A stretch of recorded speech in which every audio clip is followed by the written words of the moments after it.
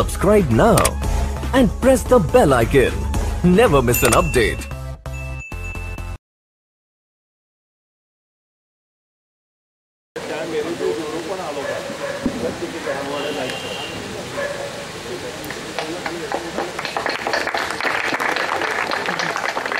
आजच्या व्याख्यानाचे सन्माननीय अध्यक्ष श्री विलास नाईक, संजीवनीचे श्री आनंद पाटील आणि सन्माननीय पाहुण्यांना मी व्यासपीठावर आसनस्थ होण्याची विनंती करते. कृपया आसनस्थ व्हावे.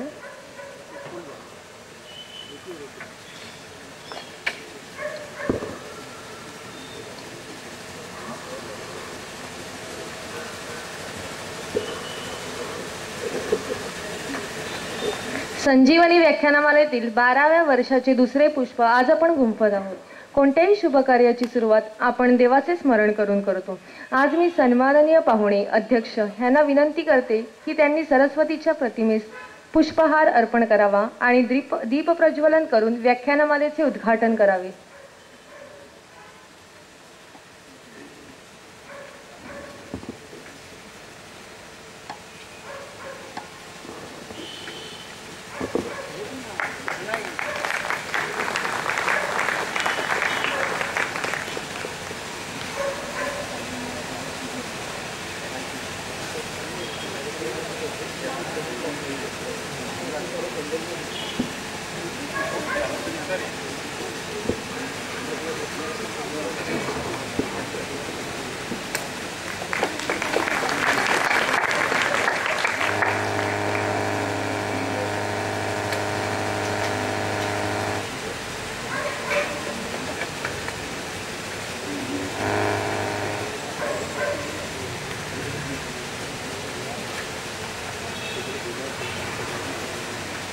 ईशस्तवन सादर करतील सौ तेजल पाटील.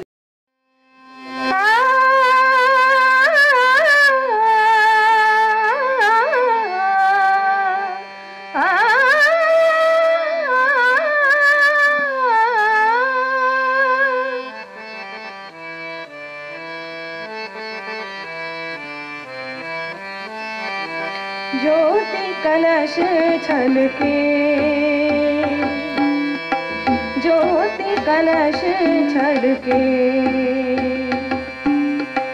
ज्योति कलश छलके,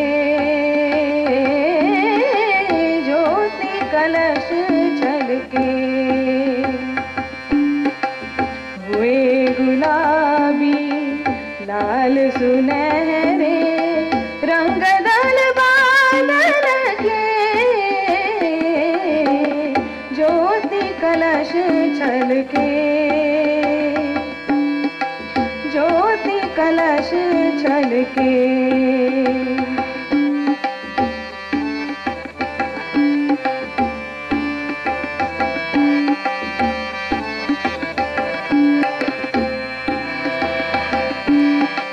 घर आंगन वन उपवन उपवन करती ज्योति अमृत से सिंचन, मंगल घट ढलके, मंगल घट ढलके, ज्योति कलश छलके.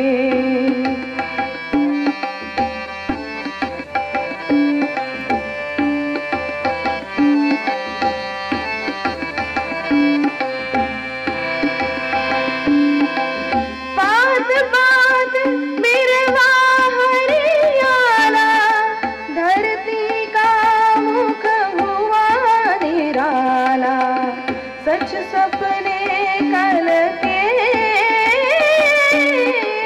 सच सपने कल के,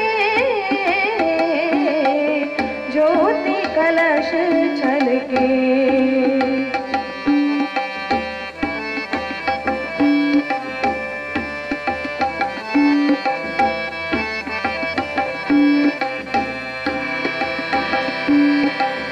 उषारे आंचल पे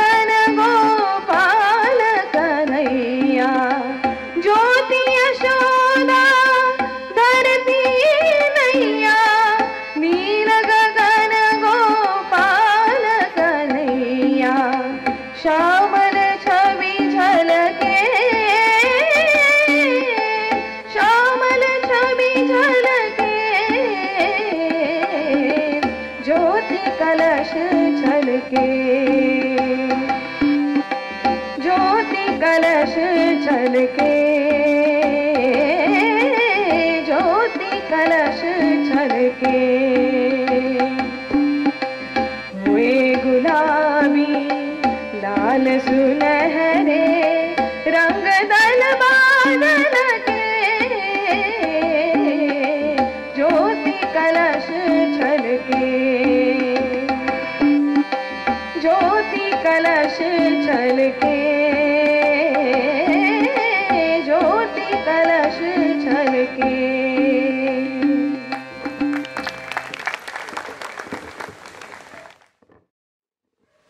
सरस्वतीच्या शुभ आशीर्वादाने कार्यक्रमाची सुरुवात झालेली आहे.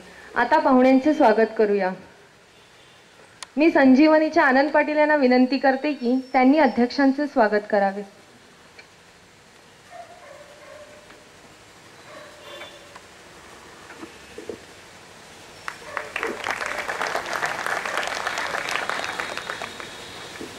मी माननीय अध्यक्षांना विनंती करते की त्यांनी आजचे आपले वक्ते श्री वासुदेव कामत यांचे स्वागत करावे.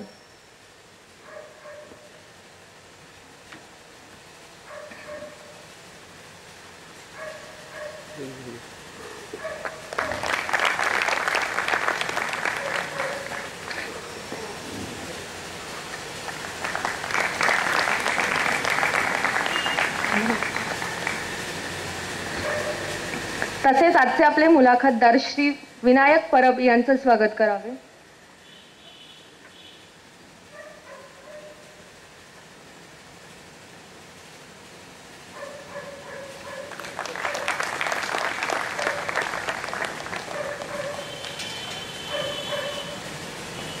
तसेच आज सौ कामत व सौ परब ह्या आपल्यामध्ये उपस्थित आहेत. यांचे स्वागत करतील भारती पाटील.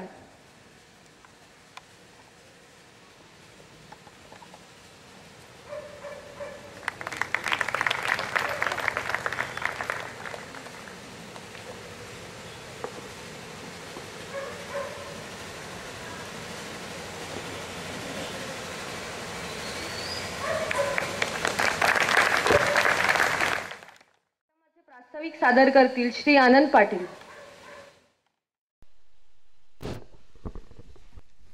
आजच्या कार्यक्रमाचे अध्यक्ष श्री विलास नाईक, आपले प्रमुख पाहुणे वासुदेव कामत सर, परब सर आणि उपस्थितांमध्ये असलेल्या मिसेस परब आणि मिसेस कामत, तसेच अन्य मान्यवर आणि उपस्थित जनो, मी आपणा सर्वांचे संजीवनी व्याख्यानमाला पुष्पदुष्पे याच्यामध्ये हार्दिक स्वागत करतो.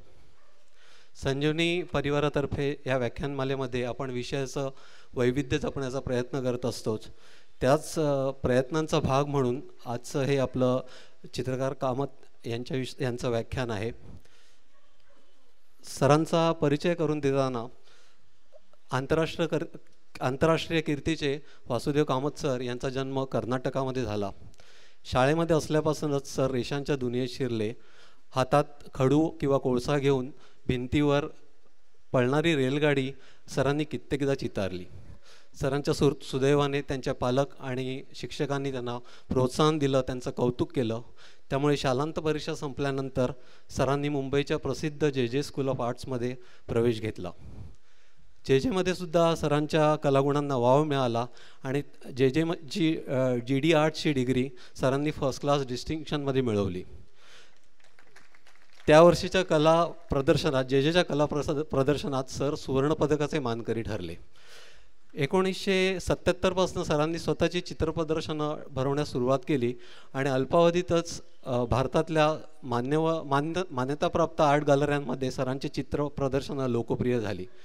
सरांनी पोर्ट्रेट्स, लँडस्केप्स, मूर्तचित्र, हँड पेपरमधली कॅनव्हास, ऑइल चित्र या सर्व चित्रकलेच्या विभागात काम केलं. परंतु आवडता सरांचा भाग चित्रकलेतला पोर्ट्रेट्स हाच राहिला. ही पोर्ट्रेट्स काढत असताना सरांनी मान्यवर दिग्गज व्यक्तिमत्वांची पोर्ट्रेट्स काढली. त्याच्यामध्ये शिवाजी महाराज, गौतम बुद्ध, संत तुकाराम, ज्ञानेश्वर, अलीकडच्या काळातील आपल्या माजी राष्ट्रपती प्रतिभाताई पाटील, सावरकर, नंतर बाळासाहेब ठाकरे या सर्व व्यक्तिमत्वांची पोर्ट्रेट्स सरांनी काढली. ही पोर्ट्रेट्स काढत असताना त्या व्यक्तिमत्वांमधनं आपल्याला जो काही बोध मिळतोय तो बोध सरांनी चित्रांमध्ये चितारण्याचा प्रयत्न केला आणि त्या चित्रांना सर बोधचित्र असं म्हणतात. ही पोर्ट्रेट्स काढत असताना सरांनी निसर्गचित्रही काढली. 1990 साली सरांनी अंदमानपासून हिमालयापर्यंत तसेच मुंबई शहरापासून युरोपमधल्या सर्व शहरांमधनं ही निसर्गचित्र काढली. चित्रकलेचा हा प्रवास चालू असताना सरांच्या वाटेला अनेक पुरस्कार आले. गोळवलकर गुरुजींचा दिला जाणारा मानाचा पुरस्कार, चंद्रकांत मांढरे पुरस्कार, असे अनेक पुरस्कार सरांना मिळाले. परंतु 2006 साली पोर्ट्रेट सोसायटी ऑफ अमेरिकेने ड्रॅपर गोल्डन पुरस्कार सरांना दिला आणि त्या स्पर्धेमध्ये 100हून अधिक देशाचे प्रतिनिधी उपस्थित होते आणि हा मान मिळवणारे ते पहिलेच भारतीय ठरले. त्याचबरोबर सेंट डिएगोमधल्या वॉटर कलर सोसायटीनेही सरांचा सन्मान केला.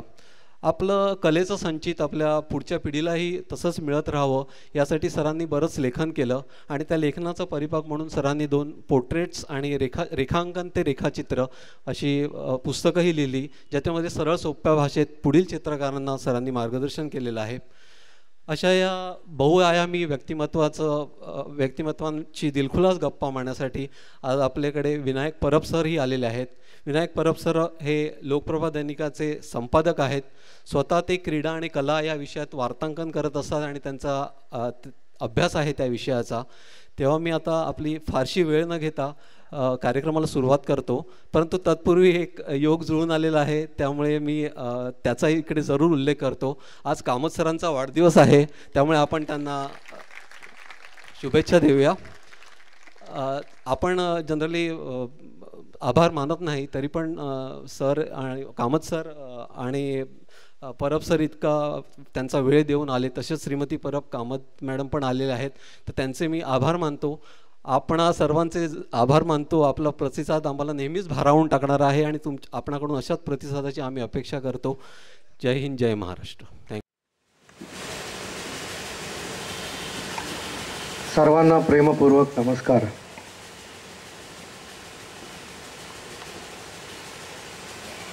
कार्यक्रमाच्या सुरुवातीला चित्रकार म्हणून माझा जो परिचय करून दिला, हा परिचय शब्दांनी कितीही जरी करून दिला तरी चित्रकलेचं क्षेत्र हे असं आहे की केवळ त्याचा बायोडाटा वाचल्यामुळे खरा परिचय होत नाही. आमचं क्षेत्रच असं आहे की चित्र पाहिल्यानंतर खरा त्याचा परिचय कळतो. म्हणजे आम्ही चित्र काढत असतो आणि मागे कोणीतरी उभं राहतं आणि सांगतं आमचा अमुक अमुक माणूस आहे ना, तोही काय चित्र काढतो म्हणून सांगा, जबरदस्त काढतो. आणखीन कितीही विशेषणं त्यांनी लावली तरी प्रेमपूर्वक किंवा आदराने आपण ते मान्य करू, पण मनाला नाही पटत. ते जबरदस्त नेमकं काय ते दिसलं तर पाहिजे. त्यामुळे आज आपल्याशी हा जो संवाद होणार आहे त्यापूर्वी एक परिचय करून दिला जावा याच्यासाठी म्हणून मी एक व्हिडिओ सीडी करून घेतली आणि संक्षिप्तपणे नेमकं मी काय करत असतो हा परिचय आपणास पहिल्यांदा व्हावा म्हणून एक छोटीशी व्हिडिओ दाखवली जाईल. 10 मिनिटाची आहे ती. नंतर भराभर माझं ज्या क्षेत्रामध्ये काम आहे, मी पोर्ट्रेट्स करतो, मी निसर्गचित्र रंगवतो, त्याचप्रमाणे बोधचित्र असतात, संकल्पचित्र असतात. या 4 विभागामध्ये मी काम केलं जातं. तेही आपण भराभर पाहणार. केवळ पाहणं, चित्र पाहणं एवढंच आपल्याला करायचं आहे. या चित्रांवरती नेमकं काय बोलायचं, प्रत्येक चित्राबद्दल बोलायचं झालं तर आपल्याला वेळ पुरणारही नाही. नंतर ते आम्ही संवादामधून आपल्या पुढे प्रकट करण्याचा प्रयत्न करू, परंतु केवळ डोळ्यांनी पाहण्यासाठी आणि व्हिडिओ ऐकत पाहण्यासाठी आपण पाहूया. मी आयोजकांना विनंती करतो की माझ्या पेनड्राईव्हमध्ये एक व्हिडिओ आहे 10 मिनिटाची. ती अशासाठी करून गेली होती की मी ज्यावेळी अमेरिकेला बक्षीस मिळाल्यानंतर त्यानंतर मी ॲज अ फॅकल्टी म्हणून जॉईन झालो. नंतर आमच्या एका मैत्रिणीने तिकडे माझा वर्कशॉप ठेवला होता आणि ह्या वर्कशॉपसाठी आपला परिचय करून दिला जावा म्हणून इंग्रजीमध्ये मी ती व्हिडिओ करून घेतली आणि ती व्हिडिओ आता आपण पाहूया. माझ्या गृहिणीला विनंती करतो की ती व्हिडिओ दाखवण्याचा प्रयत्न करावा.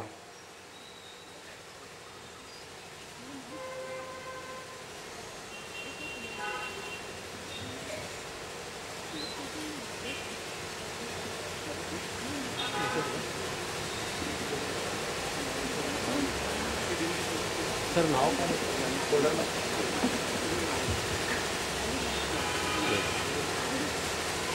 मूवी म्हणून असेल बघ.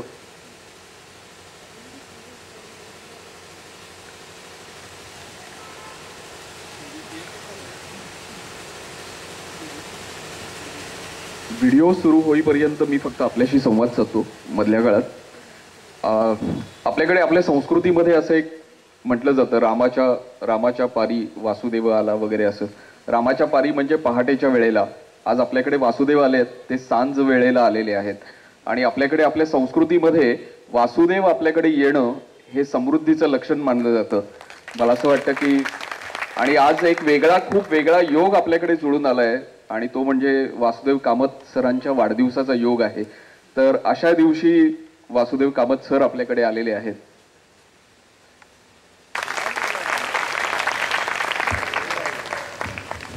नमस्कार. कामत या त्यांच्या आतापर्यंतच्या आयुष्यामध्ये जे काही केलेलं आहे त्याचं एक अगदी संक्षेपमध्ये किंवा इंग्रजीमध्ये ज्याला कॅप्सूल म्हणता येईल तसं तुम्ही आता पाहिलं. हे सगळं करत असताना आपण सगळ्यांनी समजा जर का ही सीडी खूप व्यवस्थित ऐकलेली असेल तर आपल्याला असं लक्षात येईल की हा चित्रकार जो आहे हा चित्रकार हा फक्त नुसता कुणीतरी म्हणजे आपल्याकडे एक चित्रकारांच्या बद्दल मनामध्ये एक असे गैरसमज असतात कलावंतांच्या बाबतीत की ते कुठेतरी एका बाजूला जातात, एका खोलीमध्ये स्वतःला कोंडून घेतात. तो गायक असेल तर तो स्वतःला त्याच्यामध्ये कोंडून घेतो आणि रियाज करतो. तो चित्रकार असेल तर चित्रकाराच्या बद्दलची आपली प्रतिमा अशी आहे की दाढी वाढलेली असते आणि काय असाच काहीतरी मळका झगा वगैरे घातलेला असतो, एक झोळी लावलेली असते आणि तो आपला कुठेतरी असाच नुसता भटकत असतो किंवा कधीतरी असं कुठेतरी आतमध्ये जातो. तो फक्त चित्र काढत बसतो त्याच्या स्टुडिओमध्ये किंवा त्याच्या घरी आणि तो नंतर बाहेर कधीही समाजात मिसळत नाही. पण कामत सरांच्या बाबतीत तुम्ही जर का ही सीडी अतिशय व्यवस्थित बघितलेली असेल तर तुम्हाला असं लक्षात येईल की ज्या वेळेला निसर्ग चित्राचं वर्णन आलं त्यावेळेला त्याच्यामध्ये असं म्हटलेलं होतं की मी कान्हेरीसारख्या ठिकाणी जातो, आजूबाजूच्या ठिकाणी जातो, प्रत्यक्ष लोकांमध्ये जातो आणि मी प्रत्यक्ष चित्र काढतो. तर एक खूप महत्वाचा भाग असा आहे की पूर्वीच्या काळी म्हणजे इथे बरीचशी वयस्कर मंडळी दिसत आहेत तर थोडंसं आठवून बघा. तुम्हाला असं लक्षात येईल की वेगवेगळ्या ठिकाणी आपल्याला गावामध्ये किंवा शहरामध्ये वेगवेगळ्या ठिकाणी कुठेतरी एका बाजूला चित्रकार बसलाय आणि तो आजूबाजूच्या गोष्टींचं चित्रण करतोय असं आपल्याला दिसायचं. आणि आत्ताचा जमाना तुम्ही आठवून पहा, आपण जे काही अनुभवतोय ते पहा. तुम्हाला असं लक्षात येईल की कुठेतरी मध्येच रस्त्यात एखादा चित्रकार बसलाय, चित्र काढतोय किंवा कुठेतरी चित्रकार बसलाय आणि चित्र काढतोय बाहेर पब्लिक प्लेसमध्ये असं आपल्याला पाहायला मिळत नाही. तर कामत सरांचा एक महत्वाचा विशेष असा आहे की ते माणसांमधले चित्रकार आहेत आणि ते माणसांमधले चित्रकार जसे आहेत तसाच या चित्रकारामध्ये एक खूप चांगला माणूस पण दडलेला आहे. आणि आता ही जी मुलाखत आहे किंवा हा जो संवाद आहे त्याच्यामध्ये आपण माणसातला चित्रकार आणि चित्रकारातला माणूस अशा दोन्ही गोष्टी ज्या आहेत त्या आपण आता समजावून घेणार आहोत. याच्यामध्ये म्हणजे अगदी मगाशी परिचयामध्ये देखील एक उल्लेख झाला कामत सरांच्या बाबतीत आणि आत्ता देखील या सीडीमध्ये तुम्ही पाहिलं की त्यांना जगातील सर्वोत्कृष्ट व्यक्तिचित्रकाराचा बहुमान मिळाला अमेरिकेमध्ये 2006 साली. कल्पना करा की तुमच्यापैकी कोणाला किंवा मला किंवा आपल्यापैकी कोणाला तरी हा जगातला एक कोणत्या तरी एका क्षेत्रातला सर्वोच्च असा बहुमान मिळालेला आहे आणि आपण पारितोषिक स्वीकारायला जातोय तर तुम्ही आणि मी काय करू? काय असेल तर आपल्याला एकदम प्रचंड भरून आलेलं असेल, आनंद प्रचंड पराकोटीचा झालेला असेल, कदाचित आपल्या डोळ्यातून आनंदाश्रू वाहत असतील आणि आपण स्टेजच्या दिशेने जाऊ. कामत सरांनी काय केलं? कामत सरांना आपण विचारलं तर आपल्याला असं लक्षात येईल की हा नुसता माणूस नाहीये, तर हा प्रखर राष्ट्रवादी माणूस त्यांच्यामध्ये दडलेला आहे. आणि म्हणून अमेरिकेमध्ये जेव्हा जगातील सर्वोत्कृष्ट व्यक्तिचित्रकाराचा पुरस्कार त्यांना मिळाला तो स्वीकारायला तेव्हा ते जात होते त्यावेळेला त्यांच्या तोंडामध्ये जनगण मन सुरू होतं आणि राष्ट्रगीत म्हणत म्हणत ते पुरस्कार स्वीकारायला गेले. मला असं वाटतं की हा खूप मोठा भाग आहे. आपण माणूस म्हणून आणि आपण या देशाचे नागरिक म्हणून, म्हणजे तुम्हाला तुमच्या आयुष्यातल्या सर्वोच्च क्षणाला देखील देश आठवावा, आपलं राष्ट्र आठवावं, आपलं राष्ट्रगीत आठवावं. आणि म्हणून मला असं वाटतं की कामत सरांचं इकडचं येणं, हा संवाद हा आपल्यासाठी खूप महत्त्वाचा आहे. अशा अनेक गोष्टी ज्या आहेत त्या याच्यामधनं उलगडून जाणार आहेत. सर, पहिला प्रश्न असा आहे की या CD मध्ये आता सगळ्यांनी बघितलं की तुमच्या बालपणाचं वर्णन होतं आणि अगदी असं म्हटलेलं होतं की तुम्ही भिंतीवर चित्र काढत होतात.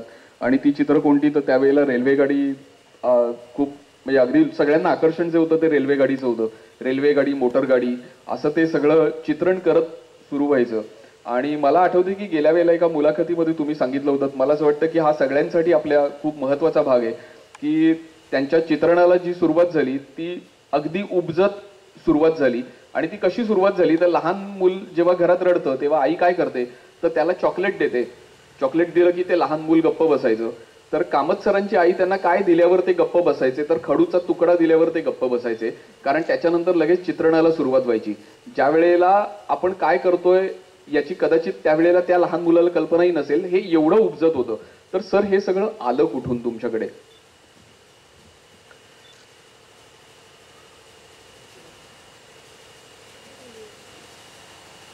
लहानपणी चाळीत राहत असे, ते चाळीतल्या ओट्यावरती आणि भिंतींवरती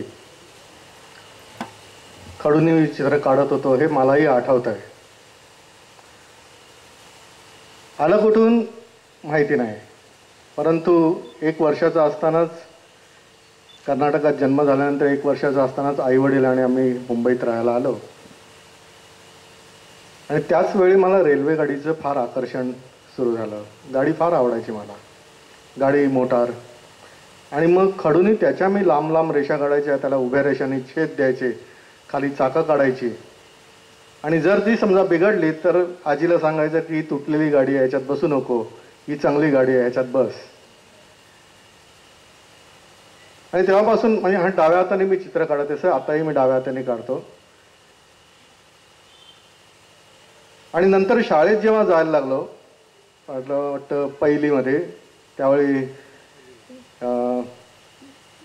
ज्युनियर KG, सिनियर KG हा सगळा प्रकार नव्हता. गोंडपाटाच्या शाळेत म्हणायचो, कारण त्या शाळेमध्ये बसण्यासाठी आपण घरून गोंडपाटा आणायचं आणि बसायचं. त्यामुळे शाळेचं नाव माहीत नव्हतं, पण बाकी ज्या शाळा असतात त्या बाकांच्या शाळा आणि आमची गोंडपाटाची शाळा. आणि तिकडे मी ज्यावेळी मुळाक्षरं गिरवायला लागलो त्यावेळी अननसाचा, आईचा किंवा कमळाचा असं काढताना बाजूला अंकलिपीमध्ये जे चित्र असतं तेही मी काढत असे. आम्हाला त्यावेळी माछी मास्तर म्हणून सर होते, त्यांनी मला सांगितलं की तुला फक्त अक्षरं काढायला सांगितली, तू ही चित्र काय काढतोय? म्हटलं मग ही पुस्तकात चित्र कशाला दिलीत? त्यामुळे मी चित्रही काढत असे आणि अक्षरही काढत असे. आणि मग त्यांनी आमच्या आईवडिलांना सांगितलं की याच्या हातात कला आहे. आणि काही जण नातेवाईक जबरदस्तीने हा डाव्या हाताने काढतोय, त्याला उजव्या हाताने प्रॅक्टिस करायला लावा. बाजूला नाना जोग म्हणून होते, त्यांनी सुद्धा आईला सांगितलं की बाई याच्या हातात कला आहे, जबरदस्तीने त्याला उजवं करायचा प्रयत्न करू नका, तो डावरा आहे तर डावराच असू दे. आणि अशा प्रकारे मग चित्र काढता काढता हळूहळू म्हणजे कुठल्याही गोष्टीचं एक विशेष आकर्षण, जे फॉर्मचं जे आकर्षण असायचं ते मला असायचं. म्हणजे सिमेंट मिक्स करण्याचं जे मशीन असायचं त्याचंही आकर्षण असायचं, सायकलीचं आकर्षण असायचं. आणि सर्वात नंतर हळूहळू हळूहळू छत्रपती शिवाजी महाराज आणि गणपती हे 2 आपले महाराष्ट्राचे जे आराध्य दैवत आहेत त्यांच्याबद्दलही आकर्षण सुरू झालं. मग तीही चित्र काढली. तर अशी ही चित्रकलेची यात्रा सुरू झाली. आणि मला घरून प्रोत्साहन मिळालं, हे फार महत्त्वाचं आहे. शेजाऱ्यांकडून प्रेम मिळालं, हेही तितकंच महत्त्वाचं आहे.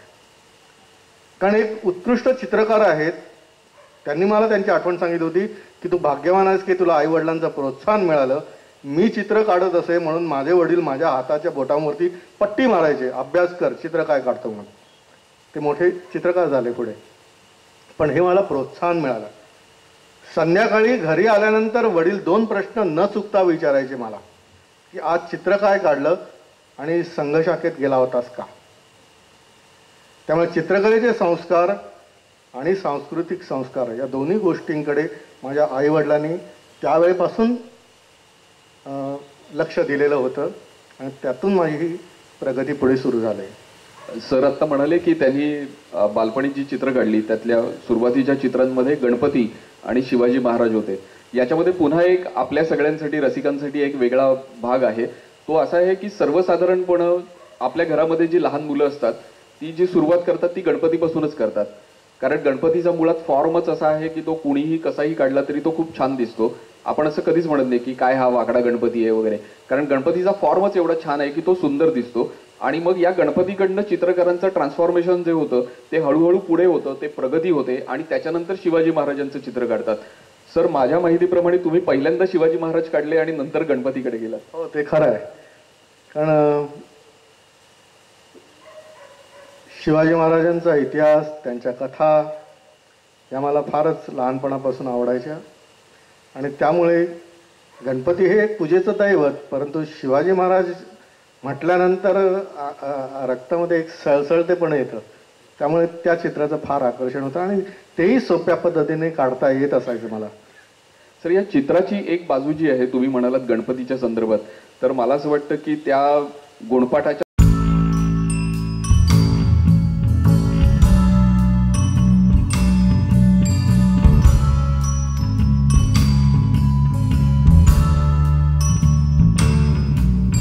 ते जसे चित्रकार म्हणून आपल्याला त्यांचा परिचय आहे तसाच त्यांचा एक अतिशय उत्तम महत्त्वाचा परिचय म्हणजे ते अतिशय उत्तम शिल्पकार आहेत, ते अतिशय उत्तम मूर्तिकार आहेत. फक्त मला वाटतं ते आता अतिशय मोजक्याच मूर्ती करतात. म्हणजे त्यांची सुरुवात जी झाली ती त्यांच्या मावशीच्या घरी आलेल्या गणपतीच्या मूर्तीपासून झाली आणि सर सांगतीलच ते, तर तिथपासून त्यांची सुरुवात झाली. तर ती मूर्ती ते आजही करतात. म्हणजे आज असं नाहीये की आता मी खूप मोठा चित्रकार झालोय, आता मी काही करणार नाही वगैरे, तर ते जे ऋण आहेत ते सरांनी आजही ठेवलेले आहेत. म्हणून मी मगाशी असं म्हटलं की माणूस देखील या चित्रकारामध्ये एक खूप चांगला दडलेला आहे आणि त्याचाही परिचय आपण घेणार आहोत. सर त्या गणपतीबद्दल थोडं. आपल्या महाराष्ट्रामधलं सर्वच कलाकारांचं म्हणजे चित्रकार किंवा शिल्पकार यांची ही दोन आराध्य दैवत आहेत. एक छत्रपती शिवाजी महाराज आणि दुसरे म्हणजे गणपती. असा कुठलाही चित्रकार किंवा शिल्पकार शोधून सापडणार नाही की आयुष्यात त्यांनी कधी गणपतीचं चित्र किंवा शिल्प केलं नाही किंवा शिवाजी महाराजांचं शिल्प किंवा चित्र काढलं नाही. ही महाराष्ट्राची देणगी आहे कलाक्षेत्राला. लहानपणी गणपतीच्या मूर्त्या करायला आवडत असे, परंतु कुठल्याही कारखान्यामध्ये गणपतीचा कारखानाच म्हणतात तिकडे ते बुजुर्ग कोणी शिल्पकार असायचे ते उभे करायचे नाहीत. कारण मुलांना उभं करायचं म्हणजे कुठेतरी धक्का लागला, पडला, काय बघणं झालं तर ती एक काळजी असते, म्हणून ते आम्हाला उभंच करायचं नाही. पण मला तरी आवडायचं. पावसाळा आला की काजूपाड्यात राहायचो मी खुश व्हायचो. का तर काजूपाड्यामध्ये आणि कृष्णनगरमध्ये त्यावेळी मातीचे रस्ते होते आणि पावसाळ्यात ट्रक आणि बैलगाड्या किंवा घोडागाडी जाऊन त्या मातीमध्ये एक छानपैकी लगदा तयार व्हायचा. मग ती चांगली माती घरी आणायची, त्याची मूर्ती करायची आणि मग ती मूर्ती केल्यानंतर तशाच ओल्या मातीला रंगही लावायचा आणि मग मित्रांबरोबर ती चाळीमध्ये सगळ्या घरांमधनं ती मूर्ती फिरवायची. शाबासकी मिळायची. काही ठिकाणी काही घरं होती त्या ठिकाणी फुटाणे मिळायचे, पेढा मिळायचा, हेही आकर्षण असायचं.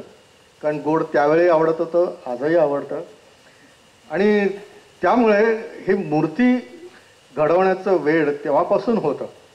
पण मला नेहमी वाटायचं की आपली मूर्ती पूजेला कुणीतरी वापरावी. आणि एक दिवस एका कारखान्यामध्ये मला उभं नाही केलं म्हणून मला खूप रडलो आणि आमच्या एकाच मित्रांनी मला एक दुसऱ्या कारखान्यामध्ये नेलं. त्या ठिकाणी गणपतीच्या मूर्ती घडवणार होते आणि त्यांनी सांगितलं की एक कलाकार आणलाय तुझ्या घरी आणि त्यांनी मग मला मूर्तीला कलर करायला लावलं, मूर्ती रंगवायला दिली. थोड्याच दिवसामध्ये मूर्तीचे डोळेही कर म्हटलं. मी एकदम खुश झालो आणि मग मला वाटलं की आपल्या मूर्तीला कोणीतरी पूजाही करायला पाहिजे. मग माझ्या मावशीने प्रोत्साहन दिलं की आमची मूर्ती तू कर म्हणून आणि तिथपासून सुरुवात झाली. मला वाटतं 6वी किंवा 7वीत असेल आणि मी मूर्ती घडवायला सुरुवात केली. मावशी जिवंत होती तोपर्यंत मी मूर्ती करत होतो. नंतर मग गणेश पूजा त्यांच्याकडे बंद झाली. परत आता माझ्या मुलींनी गणपती ठेवायला सुरुवात केलेली आहे, म्हणून आता परत गणपतीच्या मूर्तीला सुरुवात केलेली आहे मी. म्हणजे ही सेवा जी आहे गणेशाची ती कलेची अजूनही चालू आहे. आणि दरवेळची मूर्ती वेगळी असते, हे सगळ्यात महत्त्वाचं आहे. म्हणजे प्रत्येक वेळेला मूर्तीचा फॉर्म जो आहे तो बदलत असतो. आपल्याला बघा, आपण आठवून पहा, आपल्याला गणेशोत्सवामध्ये जेव्हा वेगवेगळ्या आकार प्रकाराच्या मूर्ती पाहायला मिळतात तेव्हा आपल्याला खूप आनंद होत असतो. आणि त्या फक्त एकाच साच्यातनं काढलेल्या असतात. संधी मिळाली तर कामत सरांनी केलेल्या मूर्ती पहा, ज्या साच्यातनं काढलेल्या नसतात, त्या एका मोठ्या कलावंताने स्वतःहून केलेल्या असतात. आणि म्हणून त्याचं फॉर्मचं पण वेगळेपण आहे, कला म्हणून पण त्याचं वेगळेपण आहे. आणि गणपती हे तर आपल्या सगळ्यांचं आराध्य दैवत आहे, तर त्याच्यामुळे आपल्याला गणपतीचे हे वेगळे फॉर्म्स जे आहेत ते पाहायला आवडतीलच. सर, तुम्ही कॉलेजमध्ये गेलात आणि कॉलेजमधनं नंतर पदवी वगैरे घेऊन बाहेर पडलीत. आत्ताही असं अनेकदा पाहायला मिळतं, पूर्वी तर असंच होतं की मी मगाशी जसं चित्रकाराचं वर्णन केलं की एक झोळी लावलेली, दाढीचे खुंट वाढलेले, तर लोकांना असा प्रश्न पडतो किंवा तेव्हाही पडायचा की याचं पोटापाण्याचं काय होत असेल. तर तसा प्रश्न तुम्हाला त्यावेळेला कोणी विचारला होता का? आणि काय म्हणजे त्यावेळेची परिस्थिती काय आणि कशी होती? नाही, आज कलेच्या क्षेत्रामध्ये जे चांगले दिवस आलेले आहेत तसे त्यावेळी नव्हते. आणि फार मोठे मोठे चित्रकार सुद्धा त्यांना कामं मिळणं कठीण असायचं. आता तशी स्थिती राहिलेली नाही. परंतु ज्यावेळी मी जे मधून बाहेर पडलो, फाईन आर्टचा मी डिप्लोमा घेतला, फर्स्ट क्लास फर्स्ट होतो, हातात 2 गोल्ड मेडल होती, पण तरीसुद्धा कुठेही काम मिळत नव्हतं. कुठेही नोकरीसाठी जावं तर कोणतरी चिठी द्यायचा, ह्याच्याकडे जा त्याच्याकडे जा म्हणायचे. आणि शेवटी कुठेही नोकरी मिळत नाही म्हटल्यानंतर पहिल्यांदा मी जी नोकरी केली ती म्हणजे कटिंग पेस्टिंग आर्टिस्टची, म्हणजे ज्याला अप्लाइड आर्टमध्ये जे लेआउट मेकिंग म्हणतात ते मला पहिल्यांदा काम करावं लागलं. आणि विशेष म्हणजे त्यावेळी माझे पहिल्यांदा डोळे उघडले, कारण मी फाईन आर्टिस्ट होणार, मी अप्लाइड आर्टकडे कधीही जाणार नाही, हे इतकं मनामध्ये मी ठासून घेतलं होतं की जेच्या कॅम्पसमध्ये मी फाईन आर्टमधून अप्लाइड आर्टच्या इमारतीत 5 वर्षातून 2 का 3 वेळाच गेलो असेल. अशा प्रकारची कडक भिंत मी माझ्या मनामध्ये करून घेतली होती. आणि हा चुकीची जी भूमिका आहे त्यामुळे माझे डोळे उघडले आणि लक्षात आलं की आपल्याला कटिंग पेस्टिंग आर्टिस्टचं काम करावं लागतं की ज्या अप्लाइडपासून मी लांब राहिलो आणि या क्षेत्रातलं आपल्याला काहीही ज्ञान नाही. त्यामुळे या 2 मधली भिंत आपल्याला पारदर्शक करायला लागेल, विरळ करायला लागेल, या दोन्हीमध्ये मैत्री पण निर्माण करावी लागेल क्षेत्रामध्ये, असं मला त्यावेळी स्वतःला जाणवलं. आणि नंतर मग हळूहळू काम करता करता करता पेंटिंग्स पण करायला लागलो. जवळजवळ 84 पर्यंत मी सर्व्हिस केली. आणि तुम्हाला सांगतो की अप्लाइड आर्टमधलं सगळं जे काय शिक्षण आहे ते मी केवळ नोकरीमधून शिकून घेतलं. मला फोटोग्राफी यायला लागली, मला लेआउट मेकिंग येत होतं, मला स्क्रीन पेंटिंग माहिती झालं, प्रिंटिंग कसं हँडल करायचं तेही माहिती होतं. अख्खं हॉकिन्स प्रेशर कुकरचं तिकडे मी ॲज अ इलस्ट्रेटर आणि व्हिज्युअलायझर म्हणून होतो, त्यांचं प्रिंटिंग हँडलसुद्धा मी करत होतो. म्हणजे एवढी सगळी माहिती करून घेतली. आणि नंतर लक्षात आलं की या दोन्ही क्षेत्रात एकमेकाला पूरकतेनं आपल्याला वापर करून घेता येतो. आपण ही अशा प्रकारची भिंत कधीच पाडायची नाही किंवा एक अहममान्यता किंवा न्यूनगंड असा उत्पन्न होता कामा नये असं मला त्यावेळी वाटतं. सर, पण मला असं वाटतं की हे खूप महत्त्वाचं आहे त्याचं कारण म्हणजे आता इथेही बरीच तरुण मंडळी आहेत, त्यातल्या काही जणांना कदाचित चित्रकलेमध्ये करिअरही करायचं असेल तर आजही आपल्याकडनं असं बघतो की फाईन आर्टमधली जी मंडळी आहेत ती स्वतःला खूप श्रेष्ठ समजतात. ती असं मानतात की आम्ही फक्त ललित कलाच निर्माण करतो, जी अगदी खूप मूळ एखाद्या याच्याकडनं आर्टिस्टकडनं येते. आणि अप्लाइड आर्ट म्हणजे काय तर तुम्ही एक उपयोजित काहीतरी म्हणजे एक जाहिरातीसाठी काहीतरी काम करणं किंवा आणखीन काहीतरी काम करणं, म्हणजे नुसतं इलस्ट्रेशन्स करणं, ग्राफिक्स करणं, एवढे काहीतरी फक्त कामं करता. आणि ही काही मूळ कला नाही आहे असं आजही कलावंतांना वाटतं. तर म्हणून मला असं वाटतं की याच्याबद्दल तुम्ही थोडंसं बोलावं अधिक की का हे महत्त्वाचं आहे, म्हणजे ही भिंत का नको आहे अप्लाइड आर्ट आणि ललित कला यांच्यामधली? खरं म्हणजे दोघांमध्येही कलावंत जिवंत असला पाहिजे. कलाकार ज्यावेळी स्वतःच्या मनामध्ये असलेलं काहीतरी विचार जे आहेत ते कलेच्या माध्यमातून प्रस्तुत करत असतो त्यावेळी ती त्याची स्वतःची निर्मिती असते. आणि अप्लाइड आर्टमध्ये काय असतं की त्यावेळी सामाजिक जी निकड आहे त्यानुसार दुसऱ्याच्या मनात काय आहे ते समजून घेऊन त्याला सादर करायचं आहे. पण ह्याचा कलावंत जिवंत असेल तर एकदा समोरच्यानी सांगितलेलं काम आहे ते समजल्यानंतर ते त्या कलाकाराला स्वतःचंच काम वाटलं पाहिजे आणि नंतर मग त्याची जी प्रस्तुती आहे ती पहिल्यांदा त्याला समाधान देणारी झाली पाहिजे, मग समोरच्याला समाधान देणारी झाली पाहिजे. आणि शेवटी कलाकार हा समाजाचा घटक आहे. तुम्ही मगाशी म्हटल्यासारखं तो जर स्वतःला वेगळा समजायला लागला, I don't bother about the society म्हणून वेगळा राहायला लागला, तर मग तो एकलकोंडा होईल, एकटा होईल आणि मग ते कलाक्षेत्र जे आहे ना त्याला एक प्रकारची संकुचितता येईल. त्यामुळे त्याची जी निर्मिती आहे ना ही स्वतःच्या समाधानासाठी सुद्धा झाली पाहिजे आणि नंतर दुसऱ्यांच्या समाधानाचं सुद्धा त्याच्यात श्रेय प्राप्त झालं पाहिजे. कारण मी नेहमी समजतो की कलाकार ज्यावेळी कलाकृती निर्माण करतो ना ती निर्माण करेपर्यंत ती त्याची असते, पण पूर्ण झाल्यानंतर ती कलाकृती त्याची नाळ तुटते आणि ती कलाकृती स्वतंत्र आयुष्य जगायला लागते. आणि प्रत्येक कलाकृती ही नंतर कलाकारापेक्षाही दीर्घ आयुष्य घेऊन जन्माला आलेली असते आणि ती कलाकृती ती समाजाचं वैभव ठरतं.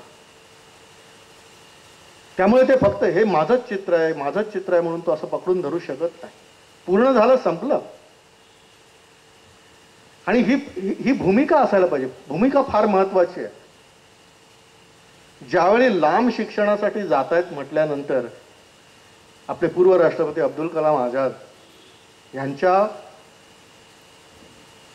वडिलांना त्यांची आई म्हणते की आपण जन्म दिला आणि एवढा लांब जाणार लगेच. तेव्हा त्यांनी सांगितलं की हम जन्म दे सकते, जिंदगी नाही दे सकते. तशाच प्रकारे कलाकार कलाकृती निर्माण करू शकतो. त्या कलाकृतीला जिंदगी देण्याचं काम त्याचं नाही आहे. त्याचा परिसंभाळ करणं, त्याचं आस्वादन करणं ही भूमिका समाजाची आहे आणि ह्याचं भान कलाकारांनी ठेवलं पाहिजे. आणि हे भान ठेवायला लागलं की मग त्याची निर्मिती ही अप्लाइड आणि ही फाईन असं होत नाही. कारण तसं पाहायला गेलं तर पूर्वीचं जे जे काही आहे ते सगळं अप्लाइड आहे. मंदिरातली शिल्प असतील, वास्तू असतील, बाहेरच्या जुन्या कलाकृती. आज आपण ह्या दोन गोष्टी वेगळ्या करतो. आपल्याला कुठे माहिती आहे की हे मंदिराचं शिल्प करताना त्यांनी माझ्या मनातली निर्मिती करतो म्हणून नाहीच आहे. तो एक समाजाचंच देणं लागतो. त्याप्रमाणे त्या कलाकारांच्या समूहाने ते काम केलेलं असतं. ही जाणीव कलाकाराच्या मनामध्ये असली पाहिजे असं मला वाटतं. कलाकाराच्या बाबतीत कोणताही कलाकार असेल, कोणताही कलावंत असेल, मग तो कवी असेल, गायक असेल किंवा चित्रकारही असेल, सर आत्ता म्हणाले तो मुद्दा खूप महत्त्वाचा आहे समाजाचा. त्याचं कारण असं आहे की मी उद्या समजा एखादी कविता लिहिली आणि ती फक्त माझ्या खिशात ठेवली तर मला कुणीच कवी म्हणणार नाही ना. मी ज्या वेळेला ती कविता कुणाला तरी दाखवेन, कुणाला तरी वाचून दाखवेन, त्याचं सादरीकरण करेल, कुणाला तरी ती आवडेल, त्यावेळेला लोक म्हणतील की अरे खूप छान कविता लिहिली आहे. आणि मग त्याच्यानंतर लोक असं म्हणायला लागतील, जेव्हा मी वारंवार कविता लिहीन त्यावेळेला लोक असं म्हणायला लागतील की अरे हा चांगला कवी आहे किंवा हा चांगला लेखक आहे. तसंच चित्रकाराचं देखील आहे की तो चित्र काढेल आणि नुसतं ठेवून देईल तर त्याला कुणीच चित्रकार म्हणणार नाही. म्हणजे स्वतःला फक्त चित्रकार म्हणायचं याला काही अर्थ नाही. तर तुम्ही ज्या वेळेला ते इतरांना दाखवता, इतरांच्या समोर जातं आणि त्यावेळेला इतर रसिक मंडळी जी असतात ती त्याचं आस्वादन घेतात, ती त्याची प्रशंसा करतात, त्यावेळेला त्याला कलावंत म्हणून जो काही दर्जा असतो तो त्याला मिळत असतो. सर हा समाजाचाच धागा जो आहे तो पुढे पकडून मी नेतो.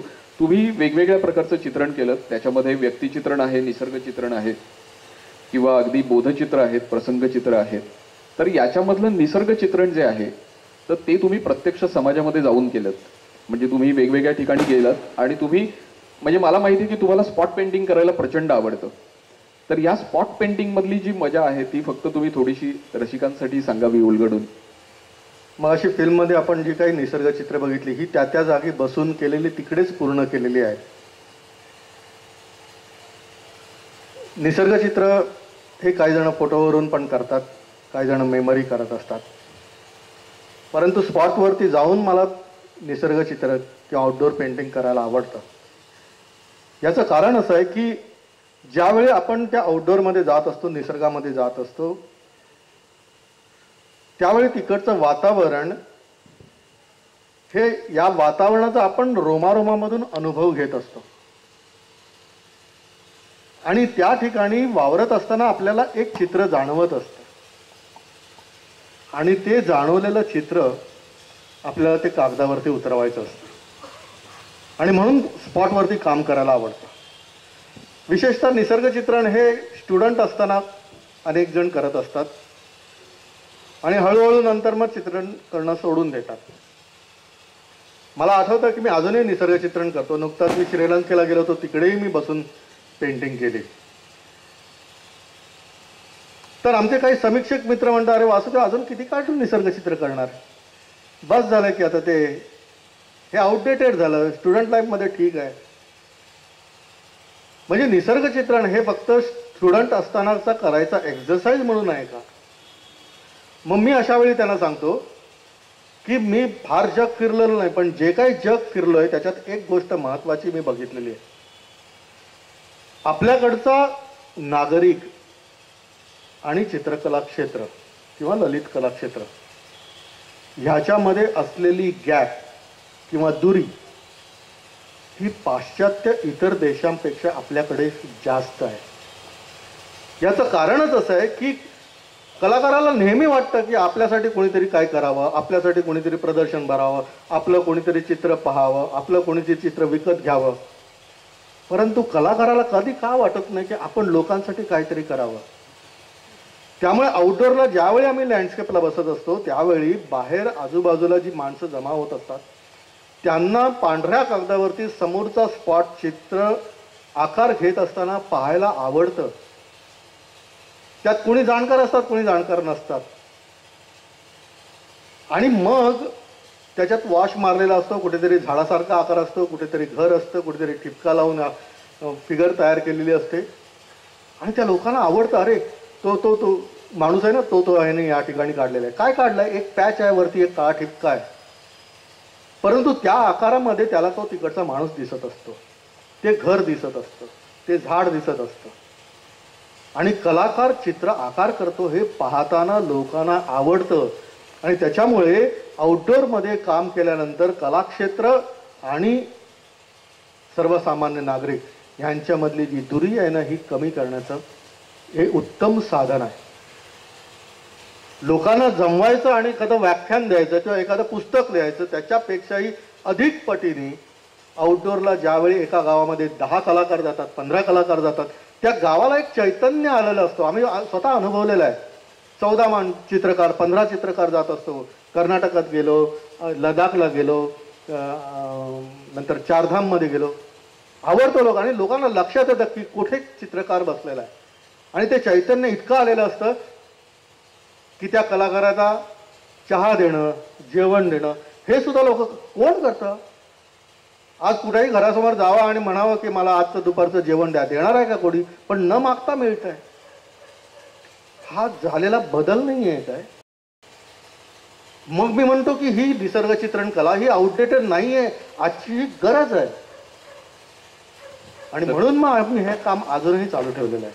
सर, त्यातला एक दुसरा मुद्दा मला असं वाटतं की ज्या वेळेला तुम्ही आउटडोअरमध्ये जाता आणि तुम्ही चित्रण करता त्याच्यामध्ये समजा जर का तुमचा तेवढा अधिकार नसेल तर काय होतं की तो मागचा आलेला माणूस असं म्हणतो याला ना ते झाड जमलं नाहीये, किंवा ती माणसं असतात काहीतरी केलेली, कुणीतरी उभं असतं, तर त्यावेळेला तो मागे बघणारा जो असतो म्हणजे जो सामान्य माणूस असतो, सामान्य रसिक असतो, तो मागच्या बाजूला उभा असतो चित्रकार चित्र काढत असताना. त्याला हे लक्षात, त्याला काही स्वतःला फार खूप अतिशय उत्तम चित्र काढता येत नसतं, पण त्याला हे लक्षात येतं की हे झाड काही याला जमलेलं नाहीये. आणि सर अशा चित्रकारांची संख्या आपल्याकडची खूप वाढलेली आहे सध्या, की जे प्रत्यक्ष प्रॅक्टिस खूप कमी आहे, सराव अतिशय कमी आहे आणि त्याच्यामुळे घाबरतात, प्रत्यक्ष समाजामध्ये जाऊन काम करायला घाबरतात. आणि मला असं वाटतं की हे देखील एक खूप महत्वाचा भाग आहे की त्याच्यामुळे ते थोडंसं कमी झालंय. हां, ते खरं आहे. कुठलीही गोष्ट सरावाशिवाय साध्य होत नाही. आणि तुम्ही म्हणता त्याप्रमाणे मागे लोक उभे असलेलं ते कॉमेंट्स करत असतात. आमचे काही चित्रकार मित्र आहेत, ते मागे कोणी उभं राहिलेलं किंवा त्यांना काही बोललेलं आवडत नाही इथपर्यंत की लोकांशी ते भांडतात. पण आम्ही त्या विद्यार्थ्यांना सांगत असतो की पहिल्यांदा ज्या नव्या गावामध्ये तुम्ही जाल तिथल्या लोकांशी मैत्री करा आणि तुमच्या चित्रावर ज्या काही कॉमेंट्स होतात त्या आनंदाने स्वीकारा. हे फार महत्त्वाचं आहे. कारण तुम्ही काय करता आहात हे मागे पाठ असताना तुमच्या मागे जे बोललं जातं ते कोणीतरी कुठेतरी बोललेलं त्यापेक्षा तुमच्या तोंडावर किंवा तुमच्या पाठीवर सहज बोलून जातो, ते फार महत्त्वाचं असतं. आणि असे अनुभव अनेक वेळा येतात. मला आठवतं मी अंडमानला 90 साली गेलो होतो. वंडूर बीचवरती एका समुद्राच्या बीचवर सुकलेलं झाड पडलेलं होतं आणि त्याचं मी पेंटिंग करत होतो. मी आणि पत्नी दोघंही होतो. पत्नीला वाटलं की एवढ्या लांब आयलंडवरती आपण निसर्गचित्र करायला आलो आहोत आणि मला वाटतं या झाडाचं मी पहिल्यांदा लँडस्केप करतोय. आणि मग सहज मला वाटलं. आम्ही मराठीत काय बोलत होतो ते बाजूला जमलेल्या लोकांना कळत नव्हतं आणि सहज एक जण मग हिंदीमध्ये बोलून गेला की कलकत्ता से भी आर्टिस्ट आहे, ते उन्होंने भी इसी झाड का पेंटिंग किया था. असं म्हटल्यानंतर माझा एकदम जो पारा होता ना तणकन खाली उतारला. असं होतं. आपल्याला वाटतं की मीच पहिल्यांदा करतोय, असं नाही आहे. अनेक जण या क्षेत्रामध्ये काम करत असतात, असे अनुभव येत असतात. कितीतरी प्रकारचे म्हणजे एक चांगल्या प्रकारची फिलॉसॉफी एका गावंढळ अशा म्हातारीने आम्हाला राणीखेतच्या डोंगराच्या उतारावरती सांगितले. तो प्रसंग जरा फार लांबेल तो, परंतु त्या बाईने एक फिलॉसॉफी ऐकवली आम्हाला. आणि ज्या डोंगराच्या उतारावरती ते घर होतं तिथून तिने आमच्यासाठी मगमध्ये साखरेचं लिंबाचं शरबत करून घेऊन आली होती. काय होतं? काहीच नाही. आणि ती बाई सांगत असते की तुम्हाला पाहिल्यानंतर मला तुमच्याशी बोलावं असं वाटतंय. असं वाटतं की आपलं काहीतरी गेल्या जन्मीचं नातं आहे म्हणून मी बोलते. तुमची काय हरकत नाही ना, तुम्हाला काय बाधा येणार नाही ना. हे अशा प्रकारचे अनुभव येत असतात. हे अनुभवांची शिदोरी आहे ना त्या केलेल्या चित्रापेक्षा फार मौल्यवान आहे असं मला वाटत असतं. तर मला असं वाटतं की मगासपासून आपण समाज आणि चित्रकाराचं नातं बोलतोय, तर तो अनुभव तुम्ही थोडासा सांगावा संक्षिप्तमध्ये, कारण तो अनुभव खूप महत्वाचा आहे. म्हणून मी, माझी पत्नी आणि माझी कन्या असे राणीखेतच्या डोंगर उतारावरती लँडस्केप करायला बसलो होतो. लांबून एका म्हातारीचा आवाज आला, बेटे क्या कर रहे हो? तर मी लगेच सांगितलं की मैं तस्वीर बना रहा हूं. नक्षा म्हटलं की ते घाबरतात आणि अजूनही तस्वीर आणि नक्षा यातला फरक कळत नाही. मग ती जवळ आली, म्हणाले कि मैं आपसे कुछ बात करूँ तो आपको कोई हर्ज नहीं. मतलब जरूर बात कीजिए. ती म्हणाले मेरे घर के लोग सब मुझे पागल बोलते हैं, किसी भी अजनबी के साथ कभी भी तू बात करती है तो मुझे लगता है कि जिसके साथ बात करनी है कि मेरा उसके साथ कुछ गए जन्म का नाता है. आणि नंतर मग ती गप्पा मारायला लागली. मग अशा वेळी माझ्या कामामध्ये व्यत्यय येत असेल तर माझी पत्नी त्यांच्याशी गप्पा मारायला सुरू करते. मग तिने विचारलं की कोण कोण आहे घरी? मेरे 3 बेटे हैं, एक बेटी है. अच्छा बेटे क्या करते हैं? कुछ नहीं, बस शराब पीते हैं और पड़े रहते हैं. अच्छा बेटी क्या करती है? बेटी बहुत अच्छा पढ़ी है, संगणक शिकी है. म्हणजे तिने हा शब्द वापरलेला आहे त्यावेळी, म्हणजे कॉम्प्युटर शिकले आहे. लेकिन यहाँ पहाड़ी में कोई नौकरी मिलती नहीं. यहाँ तो 2 ही नौकरी मिलती, एक तो फौजी में भर्ती हो जाए ना तो बैंक में. अभी बैंक में उसने इंटरव्यू दिया, कुछ हुआ नहीं. फौजी में इंटरव्यू दिया, वो मौखिक भी पास हो गई, लेखी भी पास हुई. म्हणजे असे दोन्ही शब्द तिने वापरले. लेकिन बाद में सिफारस नहीं थी, इसलिए कुछ नहीं हो सका. नंतर ती म्हणाली ते लांब घर आहे ना माझं, तिकडे चला. तिकडे गेल्यानंतर तुम्हाला मी चहा देते. त्यावेळी मी चहा कॉफी पित नव्हतो, आता पितो मी चहा कॉफी. आणि मग ही म्हणाली की शरबत पिएंगे. शरबत वो क्या होता है? नींबू शक्कर पानी. हम तो नहीं पीते, लेकिन आपको चाहे तो मैं बना के लाती हूँ. तेवढ्यात म्हटलं आपलं काम होईल, आपण निघून जाऊ. ती बाई खरोखरच म्हातारी डोंगर उतरून खाली गेली आणि वरती ती शरबताचा मग आणि एक मोठा ग्लास घेऊन आले. गृहिणी म्हणाले की पहिल्यांदा मी पिते, काय होतं बघते, मग तुम्ही प्या. आणि खरोखर चांगलं शरबत होतं. मुलीने आणि गृहिणीने एक ग्लास प्यायले आणि नंतर मी मात्र ते अख्खा मग मी संपवला, कारण ते जास्त पिऊ शकत नाही. आणि ती म्हणाली मी रिकामा भांडच घेऊन जाणार. आणि मग जाता जाता ती म्हणाली की चल ठीक आहे मी निघते. मग गृहिणी पण म्हणाली की तेरा भला हो, तेरे बेटी को अच्छी नौकरी मिले, भगवान आपका भला हो. ती 2 पावलं गेलेली तणकन मागे फिरली आणि म्हणाली भगवान क्या भला करेगा. म्हणजे तुम्ही एक कहाणी बताती हो. आणि म्हणून ती थोडक्यात सांगतो कहाणी. म्हणजे आमच्या वेळेला लवकर लग्न व्हायची म्हणाले. तसं एका मुलीचं लहानपणीच लग्न झालं. लग्न झाल्यानंतर सून दाखवायचा सासूला फार हौस असते म्हणे. मग त्यावेळी कुठे दाखवायची तर मंदिरात घेऊन जायचं. त्यावेळी काय महिला मंडळ वगैरे नव्हतं, तर मंदिरामध्ये ती घेऊन गेली. आणि मंदिरात घेऊन गेल्यानंतर तिला म्हटलं चल. तर ती सून म्हणून अशी मुलगी ती म्हणते मी नाही येणार. का नाही येणार? मला नाही यायचं. का नाही येणार? नाही ना मला भीती वाटते. अरे मंदिरात यायला भीती कसली वाटते? नाही नाही, हे 2 सिंह आहेत ना, त्याची मला भीती वाटते. अरे दगडाचे सिंह आहे ते घाबरते कशाला? चल चल चल चल म्हणून हात धरून वरती घेऊन गेली. परत गर्भगृहात जायचं होतं तर तिकडे पण ते आते, मी नाही आते, मला भीती वाटते. कसली भीती वाटते? हे 2 द्वारपाल आहेत ना, यांची भीती वाटते. त्याच्याकडे गदा आहे, तलवार आहे, भाला आहे. काय तुझ्यावरती संस्कार झाले कळले, इच्छी कशी तू घाबरते? चल आतमध्ये म्हणा. आणि ते आतमध्ये खेचून नेलं आणि म्हणाला आता डोळे मीट आणि नमस्कार कर. मंदिरामध्ये मूर्ती असते. ती म्हणते नाही नमस्कार करा. काय तुला घरात काही संस्कारच केलेले नाही? तुला काही सांस्कृतिक संस्कार नाही, धर्माचे संस्कार नाही, कुलाचे संस्कार नाही. अरे हाच तर आपल्याला सगळं देत असतो. आपल्याला पाऊस याच्यामुळे मिळतं, अन्न याच्यामुळे मिळतं, धन याच्यामुळे मिळतं, आरोग्य याच्यामुळे मिळतं. कर नमस्कार. ती म्हणते नाही नमस्कार करणार. का नाही करणार? तेव्हा खाली 2 सिंह दगडाचे होते, त्यांनी काहीच नाही केलं. दगडाचे 2 द्वारपाल होते, त्यांनी पण काहीच नाही केलं. आता ही दगडाची मूर्ती ती आपल्याला काय देणार? मी नाही करणार नमस्कार म्हणाले. आणि म्हणाली ती सूनबाई, ती म्हातारी म्हणाली कि बेटी, मेरी बेटी जो भाग में लेके आई है ना, वही उसको मिलेगा. जो कर्म करेगा उसका फल मिलेगा. भगवान की कृपा से कुछ नहीं होता है. अशा प्रकारची फिलॉसॉफी लँडस्केप पूर्ण होईपर्यंत मिळाली. सर मला असं वाटतं की जसा त्या म्हातारीचा संवाद आहे तसा तुमचा अनेक थोरा मोठ्यांचा पण संवाद झाला. म्हणजे बाळासाहेब ठाकरेंचं पेंटिंग करताना बाळासाहेबांशी संवाद झाला, बाबासाहेब पुरंदरेंचं पोर्ट्रेट करताना बाबासाहेबांशी संवाद झाला, राष्ट्रपती प्रतिभाताई पाटील त्यांचं तर तुम्ही राष्ट्रपती भवनामध्येच प्रत्यक्ष भेटून राष्ट्रपतींचं सिटिंग केलेलं होतं. आणि मला असं वाटतं की बाळासाहेब ठाकरेंचं तुमच्यावर प्रेम होतं. कारण बाळासाहेबांनी अनेकदा म्हणजे 3-4 वेळा कामत सरांना बोलावलं आणि त्यांच्याकडनं पोर्ट्रेट करून घेतलं.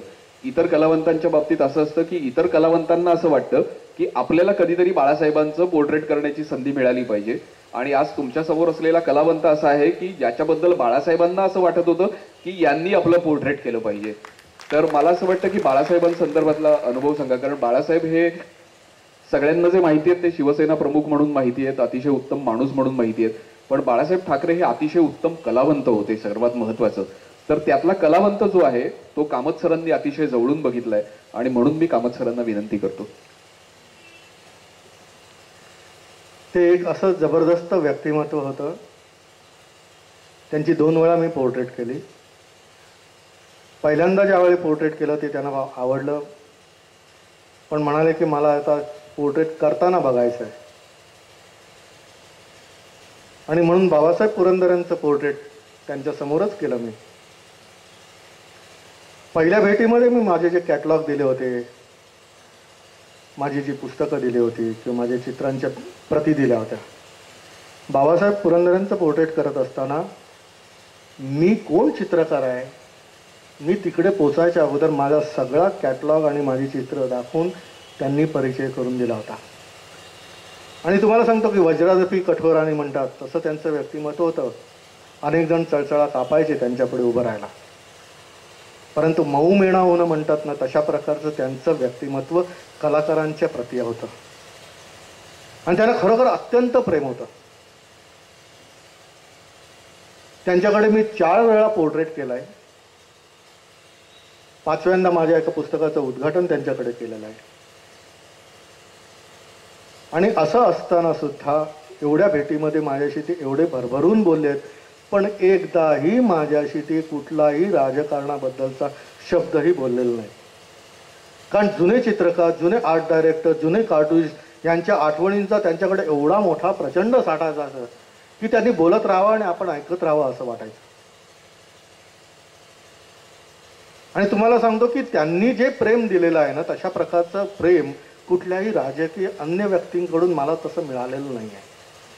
अनेकांनी दिलंय, नाही म्हणत नाही, परंतु त्यांना अत्यंत प्रेम.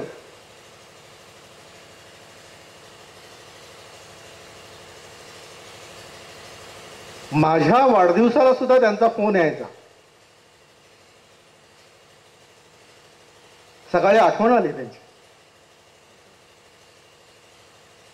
आणि ते म्हणजे बोलायचे इतके सुंदर बोलायचे की हे काय अॅनाटॉमीचं पुस्तक घेऊन बसतात सगळे, हाडं कुठली आहेत, मसल कुठले आहेत. आपण हाडाचे चित्रकार आहोत, हाडांचे चित्रकार नाही. आपल्या कलाकारांना सरफेस अॅनाटॉमी फार महत्वाची आहे.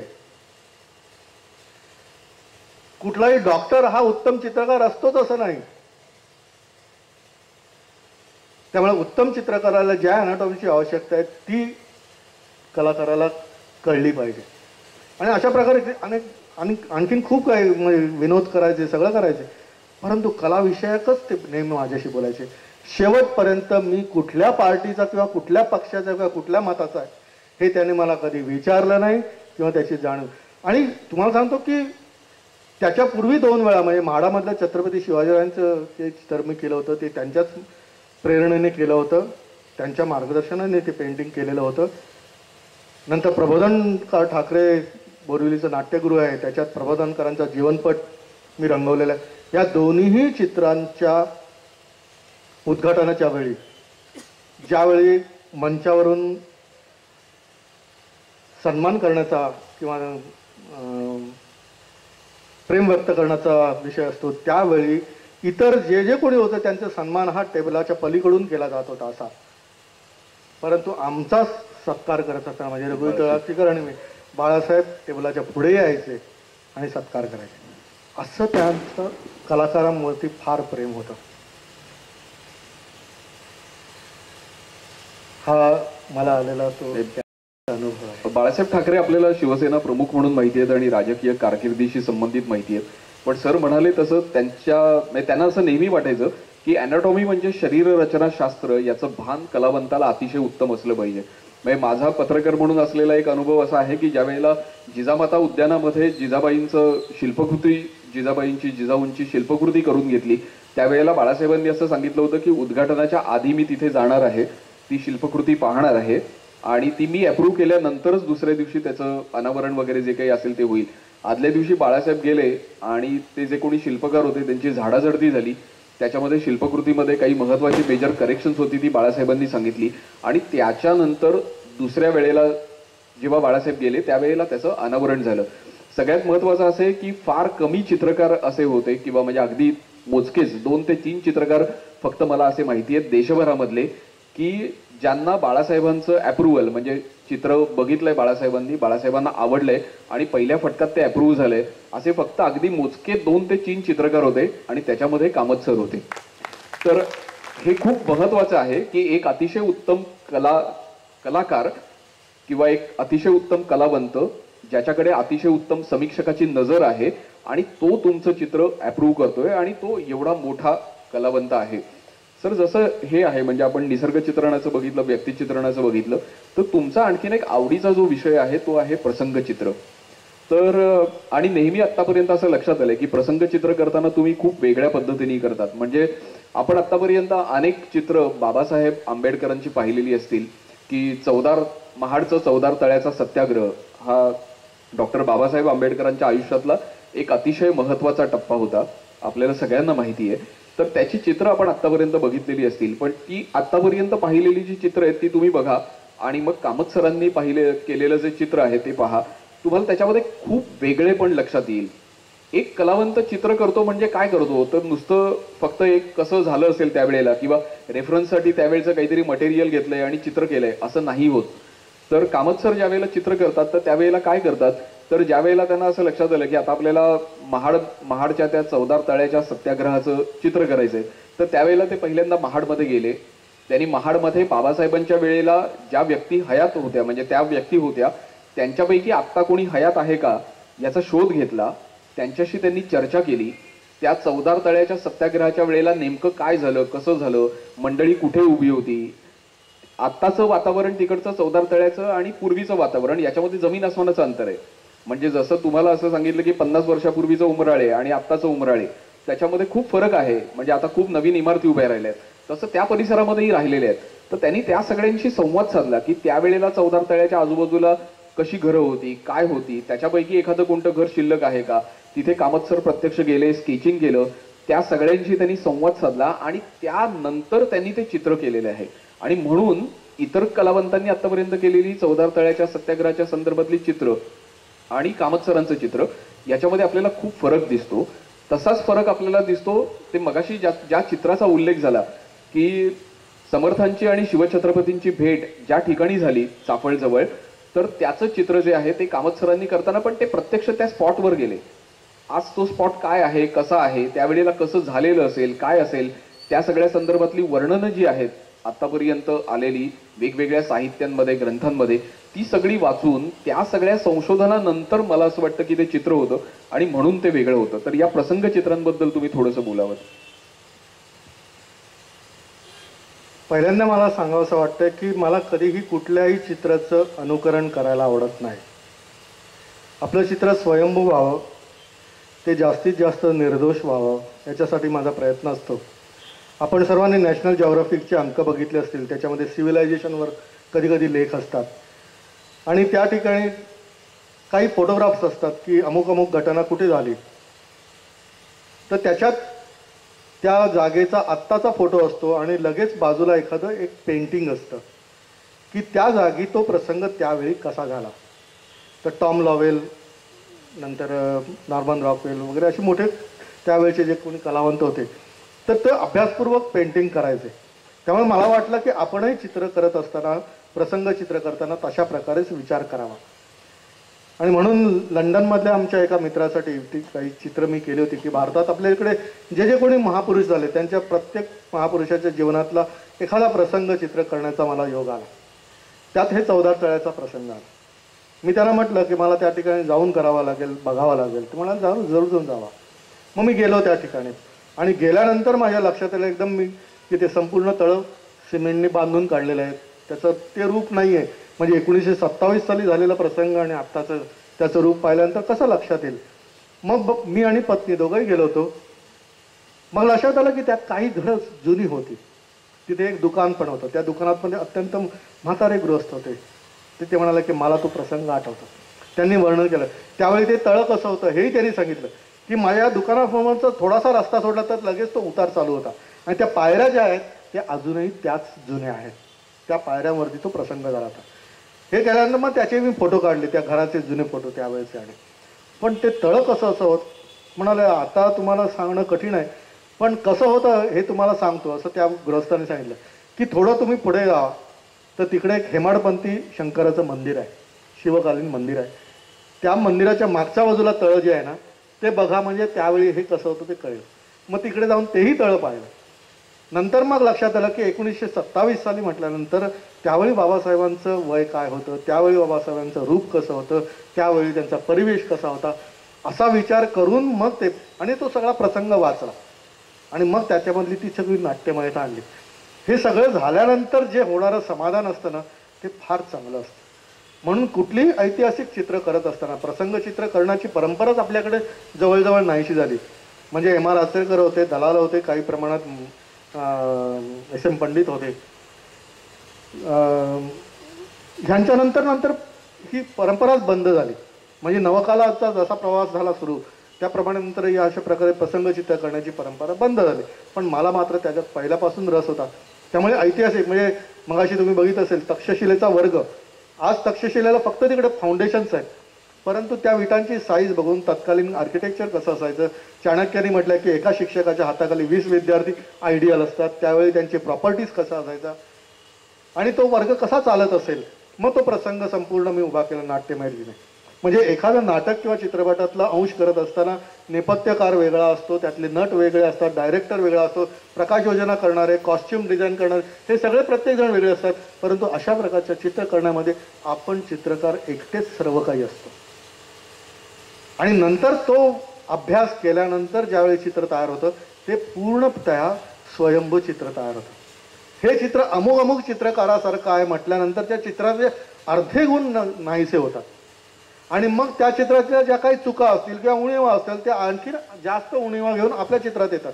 त्यापेक्षा आपण स्वतः अभ्यास केला तर ते वेगळं स्वयंभू असं चित्र. महाराजांच्या राज्याभिषेकाची जी चित्र केली आतापर्यंत आपण सगळ्यांनी प्रोफाईल राज्याभिषेक बघितले, ते कुठेतरी हॉलमध्ये झाल्यासारखे दिसतात. पण रायगडावरती ती प्रत्यक्ष छत्री असलेली जागा आणि तो परिसर पाहिल्यानंतर तो कसा झाला असेल हा विचार करण्यासाठी त्या प्रसंगाचं पर्स्पेक्टिव्ह लक्षात घेऊन मी ते चित्र तयार केलं आणि वर्णन वाचून केलं. मग त्यावेळी पगडी कशी असायची, त्यावेळी मग कॉस्ट्युम कसे असायचे, नजराणे कसे असायचे, मग हेनरी ऑक्सिंडजन त्याच्याबरोबरचा सहकारी, नारायण शेणवी, भारतीय शरीररचना आणि त्यांची शरीररचना ह्याच्यामधला फरक, त्यावेळी संभाजीराजांचं वय, या सगळ्या गोष्टी लक्षात घेऊन त्यावेळी चित्र करत असतो. आणि हे चित्र करत असताना मग आपल्याला जे समाधान, म्हणून चाफळचं असे अनेक प्रसंग आहेत की ज्या म्हणजे स्वामीनारायण भगवान जे आहेत त्यांचं संपूर्ण जीवनचरित्र करताना मी ते गुजरातमध्ये जाऊन त्यांनी ज्या ज्या ठिकाणी प्रवास केला, त्या 200 वर्षापूर्वीची घरं, त्यांनी वापरलेल्या वस्तू, या सगळ्या गोष्टींचा अभ्यास करून ती मी चित्र केली. तर असं काम करत मी सब्जेक्टिव्ह पेंटिंग करतो. एखादं चित्रकार काढतो त्याच्या मागे किती प्रयत्न असतात, किती संशोधन असतं आणि किती एफर्ट्स घेतलेले असतात ते आपल्याला याच्यामधनं लक्षात येईल. आणि मगासपासून कामत सरांचं बोलणं तुम्ही नीट ऐकत असाल तर तुम्हाला असं लक्षात येईल की प्रत्येक वेळेला ते असा उल्लेख करतात की त्यावेळेला गृहिणी सोबत होती. मला असं वाटतं वहिनींसाठी आपण टाळ्या आणखी खूप छान, कारण प्रत्येक वेळेला आपण असं म्हणतो की प्रत्येक यशस्वी पुरुषामागे स्त्री उभी असते. मगाशी सर म्हणाले की ती म्हातारी खूप बोलणार होती, असं ज्या वेळेला व्हायला लागतं त्यावेळेला गृहिणी तिच्याशी बोलायला लागते. तर वहिनींचा हातभार जो देखील आहे या सगळ्या चित्रांमधला हा देखील खूप महत्त्वाचा आहे. वहिनी देखील स्वतः अतिशय उत्तम चित्र काढतात. म्हणजे फक्त असं नाहीये की त्या फक्त सरांच्या सोबत जातात, तर त्याही स्वतः अतिशय उत्तम चित्र काढतात. आपण पुन्हा विषयाकडे येऊयात. सर, या प्रसंग चित्रांबद्दल, सरांच्या प्रसंग चित्रांच्या मध्ये एक खूप महत्त्वाचा भाग आहे, महत्त्वाचा गुण आहे, तो आपल्याला असं लक्षात येईल की आपण सगळ्यांनी इतिहास वाचलेला असतो, एका वेगळ्या अर्थाने आपण आपल्या मनामध्ये अनुभवलेला असतो, त्याचं चित्रण आपण आपल्या मनामध्ये केलेलं असतं. छत्रपती शिवाजी महाराजांच्या आयुष्यातले जे सगळे महत्त्वाचे प्रसंग आहेत त्याच्यामधले खूप महत्त्वाचे जे आपल्याला पटकन आठवतात ते म्हणजे किल्ल्याला पडलेला वेढा आणि त्याच्यामधनं छत्रपती निसटलेत असा एक प्रसंग आहे. आणि अगदी अलीकडे सरांना एक विनंती झाली एका खूप मोठ्या राजकीय व्यक्तीकडून आणि त्यांनी विनंती केली की शिवाजी महाराजांच्या संदर्भातलं एक चित्र अतिशय उत्तम असं हवं होतं. आणि त्यावेळेला सरांनी एक प्रसंग, हा जो प्रसंग आहे की छत्रपती शिवाजी महाराज त्या वेढ्यातनं निसटलेले आहेत आणि कूच करतायत रात्रीच्या वेळेला, हा प्रसंग निवडला. कलाकार किती बारकाईने विचार करतो पहा. म्हणजे एरवी समजा जर का हा कुणीतरी असा प्रसंग निवडलेला असता तर रात्रीचा काळोख आहे, काळोखामध्ये ते जात आहेत, तर तुम्ही दाखवणार कसं आणि काय कसं आणि तुम्हाला दिसणार कसं. तर सरांनी केलेला विचार त्यावेळेचा असा होता की ते मगाशी म्हणाले की ते सगळं खूप अभ्यास करतात. मग ते कधी झालं, ही घटना कधी घडली, तर ही घटना तुफान पावसाळा ज्या वेळेला असतो त्यावेळेला घडलेली होती. ही कुठे घडली तर ही जावळीच्या खोऱ्यामध्ये घडली. म्हणजे जिथे आजही तुम्ही जावळीच्या खोऱ्यामध्ये गेलात तर तुम्हाला असं लक्षात येईल की एवढं घनदाट अरण्य आहे की दुपारी 12 वाजता देखील काही ठिकाणी आपल्याला टॉर्च लावल्याशिवाय दिसत नाही. म्हणजे अशा घनदाट अरण्यामध्ये घडलेली घटना आहे, तुफान पावसामध्ये घडलेली घटना आहे, तुफान पावसाळा आहे, रात्रीच्या वेळेला घडलेली आहे. आता तुम्ही चित्रामध्ये त्या काळोख आणि त्या सगळ्या याच्यात दाखवणार कसं, तर तुफान पाऊस ज्या वेळेला चालू असतो तो जो सीझन आहे, ज्या सीझनमध्ये ही घटना घडलेली आहे, त्या ऋतूमध्ये घडलेली आहे, त्यामध्ये विजांचा कडकडाट होत असतो. तर सरांनी निवडलेला जो प्रसंग आहे, म्हणजे कलावंत कसा विचार करतो, तर तो असा होता की त्या सगळ्या याच्यामध्ये छत्रपती जात आहेत, ते निसटत आहेत, त्यांच्याबरोबर त्यांचे सहकारी आहेत वेगवेगळे, आणि त्या तुफान पावसामध्ये वीज कडाडलेली आहे आणि ती वीज आकाशात कडाडलेली असताना ती मंडळी कशी दिसतील अशी कल्पना करून ते चित्रण केलेलं आहे. सर, खूप अतिशय उत्तम. म्हणजे मी ते चित्र स्वतः पाहिलेलं आहे आणि म्हणून मी तुम्हाला वर्णन करून सांगितलं, कारण आपण इतिहास नुसता वाचत असतो, पण सर मला असं वाटतं की व्हिज्युअली तो इतिहास जगत असतात आणि म्हणून ते जे जगणं आहे त्या इतिहासाचं ते त्यांच्या त्या ऐतिहासिक चित्रांमध्ये देखील तेवढंच उतरतं. हे चित्र ज्यांनी काढायला सांगितलं ते सुद्धा स्वतः चित्रकार आहेत. जे विद्यार्थी राजसाहेब ठाकरेंनी मला ते चित्र काढायला सांगितलं होतं आणि त्यांनी सांगितलं की पन्हाळा जो किल्ला आहे त्याला फाजलकर आणि सिद्दीजोहर यांनी वेढा दिला होता. 4 महिने वेढा होता, रसद बंद झाली होती, इंग्रजांच्या तोफा पण धडकू लागल्या होत्या. त्यावेळी रात्री त्यांनी निष्ठायचं नक्की केलं आणि मोजकीच माणसं घेऊन ते गड उतरतात आणि ते चित्र मला पाहिजे. मग मी पहिल्यांदा स्केच केलं तयार की बाबा सगळे रात्रीच्या वेळी ते जात आहेत आणि पालखीमध्ये महाराज बसलेले आहेत, असं मी रफ स्केच करून दाखवलं. त्यांनी सांगितलं तुम्ही ते पन्हाळा उतरून बघितलाय का? म्हटलं मी नाही बघितलेला, जाऊन या म्हणाले. ते फार थोडंसं बोलतात पण त्यांचं पक्क बोलणं असतं. मग मी पन्हाळ्याला गेलो, माहितीगार बरोबर घेतले आणि कुठून ते उतरले. आताही तो जो दिवस आहे ज्यावेळी महाराज गेले त्याचं तिथपण ते विशाळगडापर्यंतची एक यात्रा केली जाते. त्या वाटेवरनं उतरल्यावर लक्षात आलं की 45 अंशापेक्षाही उतारावरून काही ठिकाणी उतरायला लागतंय. तिकडे आडवी पालखी धरणारच कशी, बसणार कसं पालखीमध्ये माणूस. मग लक्षात आलं की ती निश्चित पायीच उतरलेले आहेत आणि भर पावसामध्ये चिखलातनं उतरायचं आहे. बरं ती वाट नव्हती, वाट काढली होती की इकडून आपण निसटू शकतो, पक्षीही उडता कामा नयेत, कुणालाही कळता कामा नये. आणि ते घनदाट जंगलामधनं उतरत असताना महाराज मोजडी घालून जातील का, नाही. मग ते संपूर्ण चित्रामध्ये फक्त महाराजांची पावलं मी अनवाणी त्या ठिकाणी दाखवली, बाकी कोणाची पावलं दिसत नाहीत, झाडं झुडपं वगैरे दिसत आहेत. म्हणजे तेवढ्यातनं मी एक सूचित केलं की महाराज सुद्धा आपल्या सहकाऱ्यांबरोबर कसे गेले आणि ते सगळे चिंब भिजलेले आहेत. आणि मग त्यावेळी विचार केला की ते उतरत असताना समजा वीज चमकले तर त्याच्यासाठी सुद्धा मी वीज चमकत असताना आपल्याकडे किती दिसतं रात्री त्याचा अंदाज घेतला. एक संपूर्ण निसर्गावरती एक निळी झाक येत असते आणि ती निळी झाक लक्षात घेऊन महाराज, आणि त्यातही सगळ्यांच्या चेहऱ्यावरती भय आहे. भय म्हणजे भित्रेपणा नाही, भय म्हणजे काय की बाबा आपण जर दिसलो तर आपला सगळा प्रोग्राम फसणार, आपली सुटका इथून होणार नाही. त्यामुळे ते भय सगळ्यांच्या चेहऱ्यावर दिसलं पाहिजे आणि वीर्यपण म्हणजे शौर्य पण दिसलं पाहिजे आणि भय पण दिसलं पाहिजे.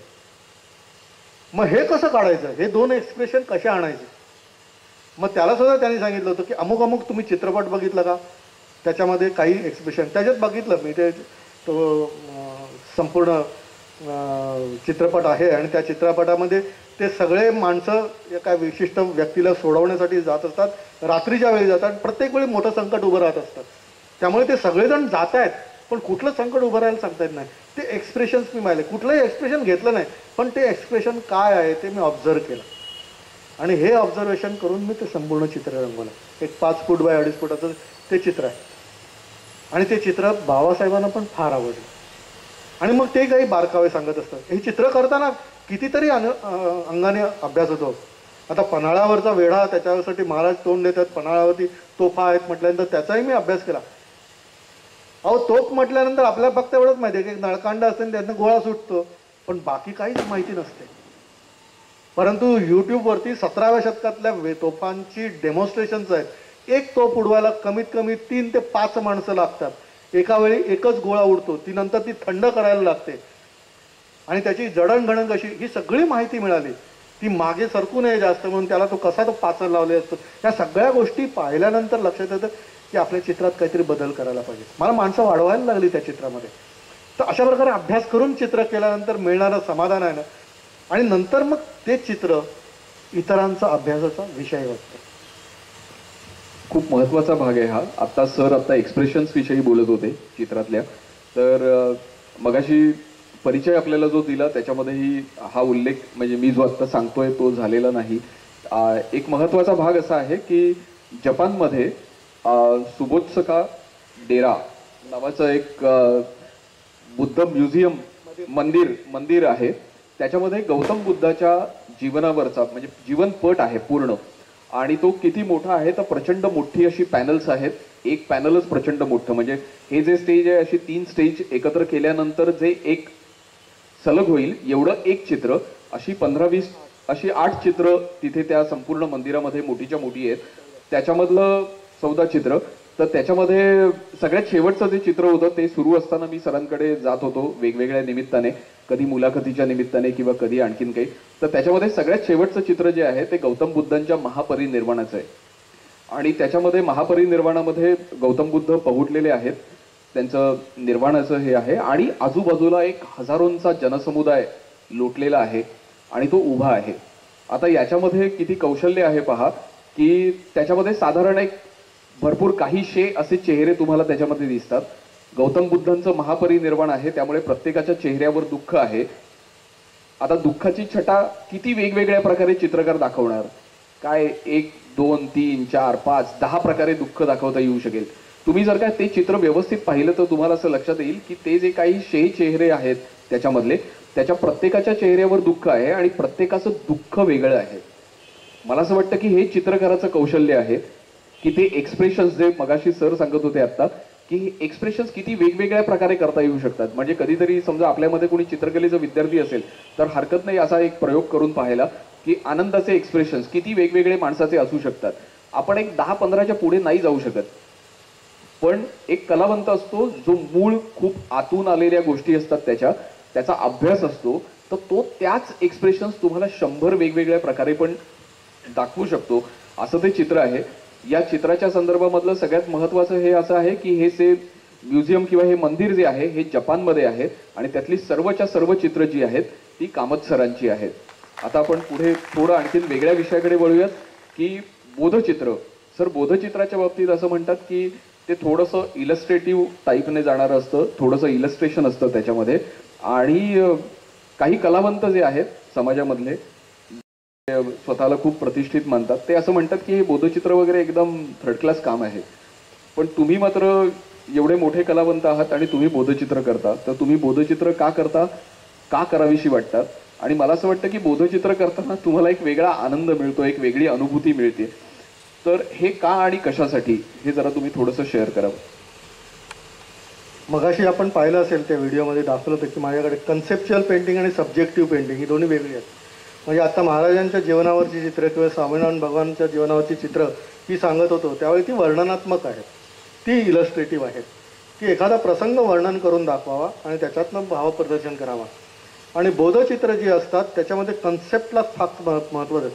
ते चित्र वर्णन करणारं नसतं. म्हणजे आपल्या मनामध्ये अनेक विचार असतात आणि त्या विचारामधून एक कुठली तरी थीम सुचते आणि त्या थीमवरती आपण काम करतो.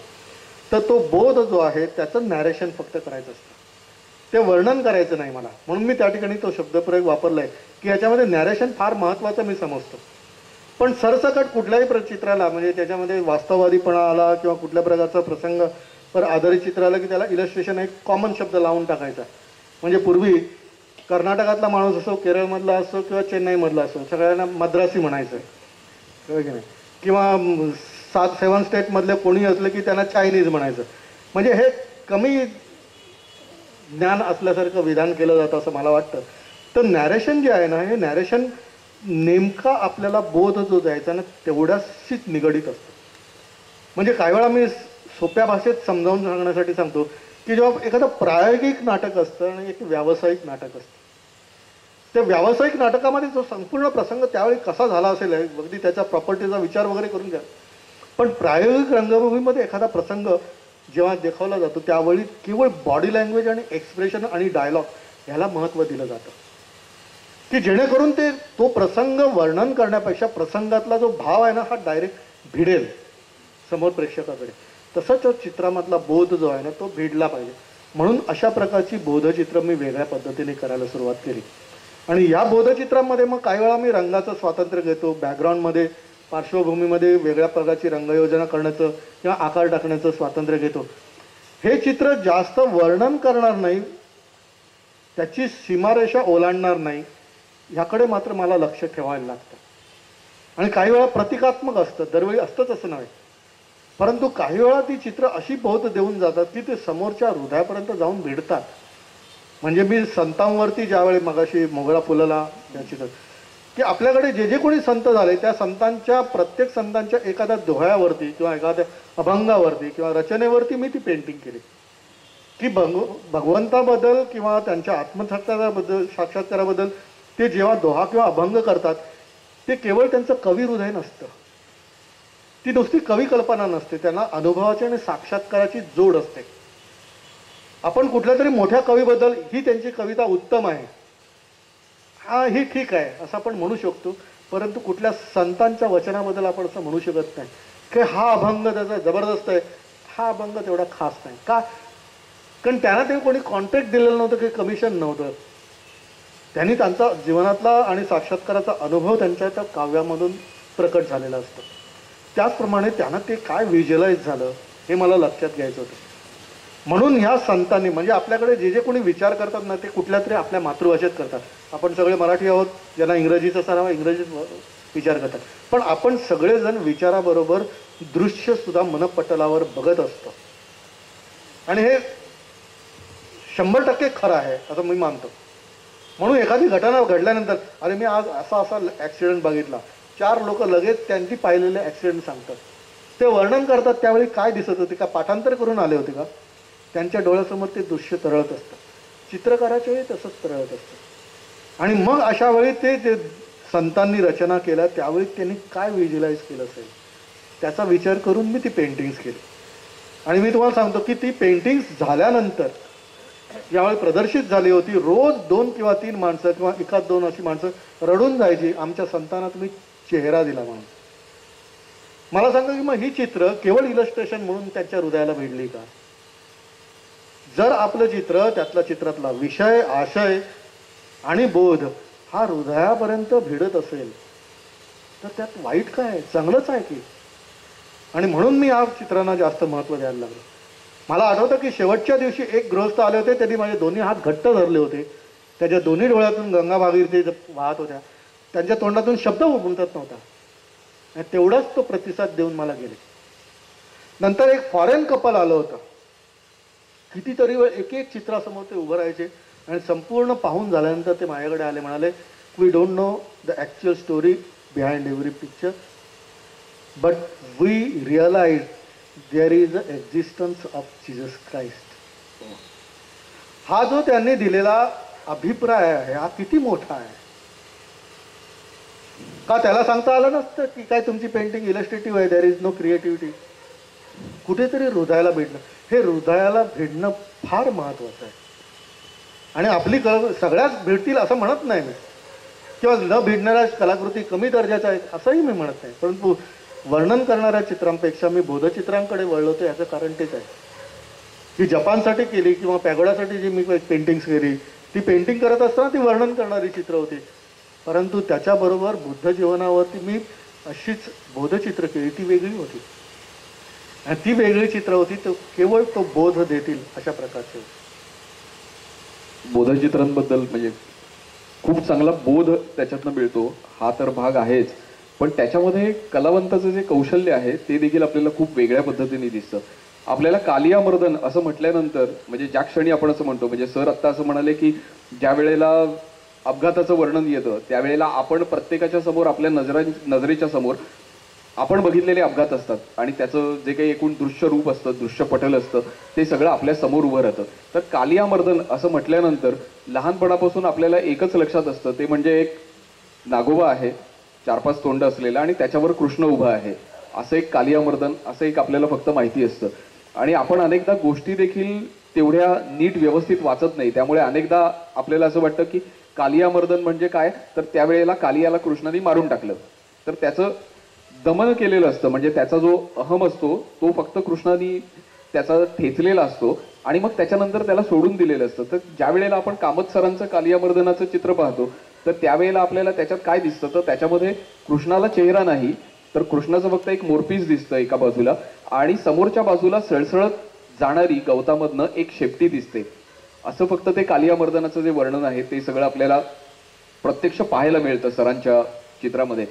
मला सरांना एक जरा वेगळा प्रश्न विचारायचा आहे. तो असा आहे की तुम्ही सर खूप प्रयत्न करता, खूप संशोधनात्मक काम आहे हे, म्हणजे ही सगळी जी तुम्ही साकारलेली जी सगळी चित्र आहेत ही अतिशय मेहनत घेऊन संशोधन करून साकारलेली चित्र आहेत. तर ज्या वेळेला तुम्हाला असं दिसतं, म्हणजे तुम्ही आता मोगरा फुल्लाचा उल्लेख केलात, तर मध्यंतरी जहांगीर आर्ट गॅलरीमध्ये एक एक्झिबिशन झालं होतं ज्याच्यामध्ये असंच चित्र तुमचं अनुकरण करून कोणीतरी काढलेलं होतं, किंवा अगदी आता छत्रपतींच्या तुम्ही चित्राचा उल्लेख केलात. मगाशी सरांनी एक उल्लेख केला की आतापर्यंत आपण छत्रपतींचं राज्याभिषेकाचं जे चित्र पाहिलंय ते कोणत्या तरी एका डच चित्रकाराने काढलेलं आहे, जे आपल्या क्रमिक पुस्तकांमध्ये आपल्याला शाळेमध्ये पाहायला मिळतं. तर ते कसं आहे, तर शिवाजी महाराजांचा चेहरा आपल्याला फक्त एका बाजूनी दिसतो, त्याला कट प्रोफाईल म्हणतात, तर ते फक्त एका बाजूनी दिसतं आणि ते डच चित्रकारांनी काढलेलं चित्र आहे. आणि सर असं म्हणाले की त्यांनी संशोधन करून समोरच्या बाजूनी पर्स्पेक्टिव्ह मधनं कसं दिसेल असं चित्र काढलेलं आहे, म्हणजे त्याच्यामध्ये आपल्याला छत्रपती शिवाजी महाराज हे समोरच्या बाजूने व्यवस्थित पाहता येतात.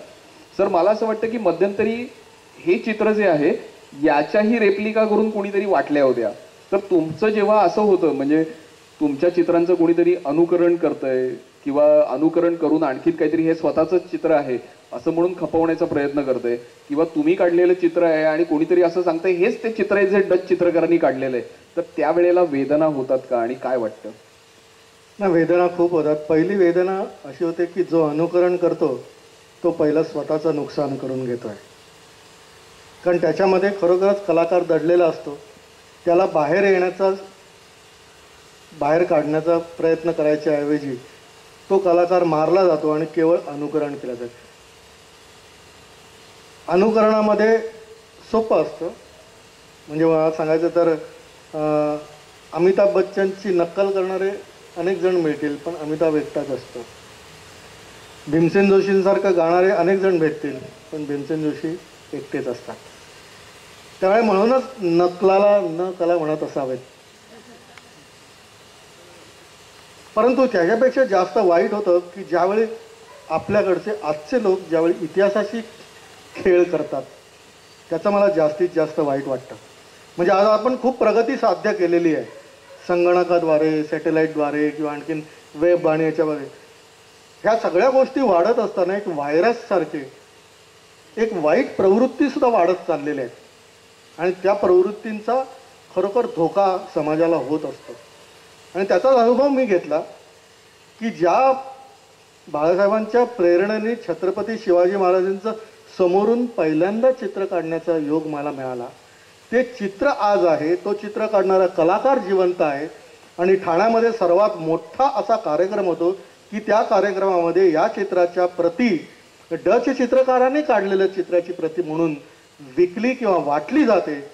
त्यावेळी मात्र प्रचंड वेदना होतात आणि नंतर माफी मागितली जाते की आम्ही तुमची माफी मागतो. मी त्यांना सांगतो की प्रतापराव गुरुजनांना महाराजांनी फरमान सोडलं ना, तसं तुम्ही माझ्या घराची पायरीही चढायची नाही आणि तोंडही दाखवू नका. किती अशाशी का खेळ करताय. महाराजांच्या हयातीत फक्त 3 चित्र काढली गेली. एक डच चित्रकारांनी काढलं होतं आणि 2 मीर महम्मद नावाच्या चित्रकाराने आग्रा भेटीच्या वेळी काढलं होतं. एक मिरवणुकीचं आणि एक त्यांचं पूर्ण उभं चित्र. हे माहीत असताना सुद्धा अनेक चित्र आणि या चित्राची प्रत बाबासाहेब पुरंदरे आणि हृदयनाथ मंगेशकरांसारख्यांना प्रेझेंट दिली जाते आणि साधं कराराला आमंत्रण पण दिलं जात नाही. ही वेदना आहे आणि हे आपल्याकडे चालतं असं नाही, बाहेर पण चालतंय. आमचे दीपक घरे म्हणून मित्र त्यांनी थोर ते चित्रकार चोर म्हणून ह्याच्यावरती एक पुस्तक पण लिहिलेलं आहे. परंतु अशा प्रकारचा खेळ केल्यानंतर किती वाईट वाटतं. गुगलवरती जावा तुम्ही, छत्रपती शिवाजी महाराजांच्या चित्रासाठी येतं का, माझ्याच या चित्राची कटआउट केली जाते आणि खाली छत्रपती महाराजांची सही असते म्हणून सांगितलं आणि माझ्याशी वाद घालतात. अहो महाराजांची सही आहे. अहो मला सांगा, मॅनेजर सही करताना मॅनेजर म्हणून सही करणार का त्याच्या नावाने सही करणार? छत्रपती सही आपली छत्रपती म्हणून सही करणार. म्हणजे काही त्यामुळे ह्यामुळे काय होतं की ह्या सगळ्या गोष्टींचा दुष्परिणाम समाजावरती होतो आणि इतिहासाशी आपण खेळ खेळतो आणि हे चित्र व्हॉट्सअपवरनं पसरत आहे. हे कळल्यानंतर आणि मग मला अनेक जण सांगतात तुम्ही कोर्टात जा, एक अरे इथे कधीतरी झालेल्या हत्येचं फाशी देण्यासाठी सुद्धा एवढे वर्ष लागतात, तर मी कोर्टात माझं आयुष्य घालव भांडण्यासाठी. पण ही प्रवृत्ती चुकीची आहे. त्यामुळे आपण घरी जर चित्र लावणार असू तर खरोखर हे ओरिजिनल चित्र कोणाचं आहे, कलाकाराचं आहे, हे जाणून घ्यायला पाहिजे. ही वेदना माझी एकट्याची नाही, ही संपूर्ण कलाक्षेत्राची वेदना आहे. म्हणजे आम्ही चित्र करतो आणि लगेच नंतर अनुकरण केलं जातं. अहो इथपर्यंत अनुकरण केलं जातं की मला वासुदेव कामतांचं चित्र परवडत नाही, मला तसंच्या तसं तू करून देशील का. अशा वेळी कलाकारांनी प्रामाणिक राहायला पाहिजे किंवा मी त्यांच्याकडनं प्रेरणा जरूर घेईन, पण अनुकरण करून व्यवहार बिघडवणार नाही. ह्याचा विचार लोकांनी किंवा कलाक्षेत्रांनी सांभाळला पाहिजे असं मला वाटतं. सर 2 मुद्दे आहेत. एक म्हणजे हे जेव्हा असं खूप संताप होतो, म्हणजे मी आतापर्यंत कामत सरांना असं खूप उद्वेगाने आणि खूप चिडलेलं वगैरे असं काही बघितलेलं नाही, म्हणजे फार कमी वेळा असं बघितलंय. तर तुम्ही गेल्या अनेक वर्षांमध्ये जी चित्र काढलीत तर त्याच्यामध्ये बुद्धाची चित्र खूप मोठ्या प्रमाणावर आहेत. म्हणजे बुद्ध जीवनावरची एक खूप मोठीच्या मोठी सिरीज, 2 प्रदर्शनं असं आहे आणि आजही तुम्ही अजूनही बुद्धाच्या संदर्भातल्या वेगवेगळ्या घटनांच्या संदर्भात तुम्हाला जे बुद्ध जाणवले ते तुम्ही करताय. तुम्ही त्याच्याशिवाय विपश्यना पण केलेली आहे. म्हणजे अगदी विपश्यनेसाठी म्हणून तुम्हाला 9 दिवस इगतपुरीला राहून तुम्हाला तिथे विपश्यना करावी लागते. या विपश्यनेच्या काळामध्ये ध्यानधारणा असते आणि तुम्हाला इतर कुणाशीही 9 दिवस बोलायचं नसतं. एकांतवास एक वेगळ्या प्रकारे तुमचा असतो. तर सर कलावंताला म्हणजे एक तर तुम्ही हे जे काही विपश्यना वगैरे केलं, गोयंका गुरुजींची भेट, त्यांच्याशी असलेला संवाद, बुद्धाच्या जीवनावरची चित्र, या सगळ्या याच्यामुळे तुम्ही एवढे शांत आहात. आणि दुसरा प्रश्न असा आहे की कलावंताला हे सगळं किती आवश्यक असतं, म्हणजे कलावंतांनी चिंतन करणं किती आवश्यक असतं, किंवा कलावंताच्यासाठी आवश्यक गोष्टी काय आहेत. म्हणजे आता तरुण पिढीतले जे कलावंत आहेत त्यांच्याकडे बघतो तर ते असं म्हणतात की आम्ही चित्र काढणार म्हणजे आमचा फक्त चित्राशी संबंध आहे, आमचा संगीताशी संबंध नाही, आमचा वाचनाशी संबंध नाही. तर आता तुम्ही समजा जर का तुम्ही असं म्हणताय की कलावंताला उत्तम चित्र करायचं असेल तर त्याला उत्तम संशोधन पण करायला पाहिजे, बाकीच्याही गोष्टी करायला पाहिजेत, तर मग त्याला उत्तम संगीतही कळलं पाहिजे, त्याचं वाचनही चांगलं असलं पाहिजे, आणि या सगळ्या गोष्टी चिंतनातूनच येतात. याबद्दल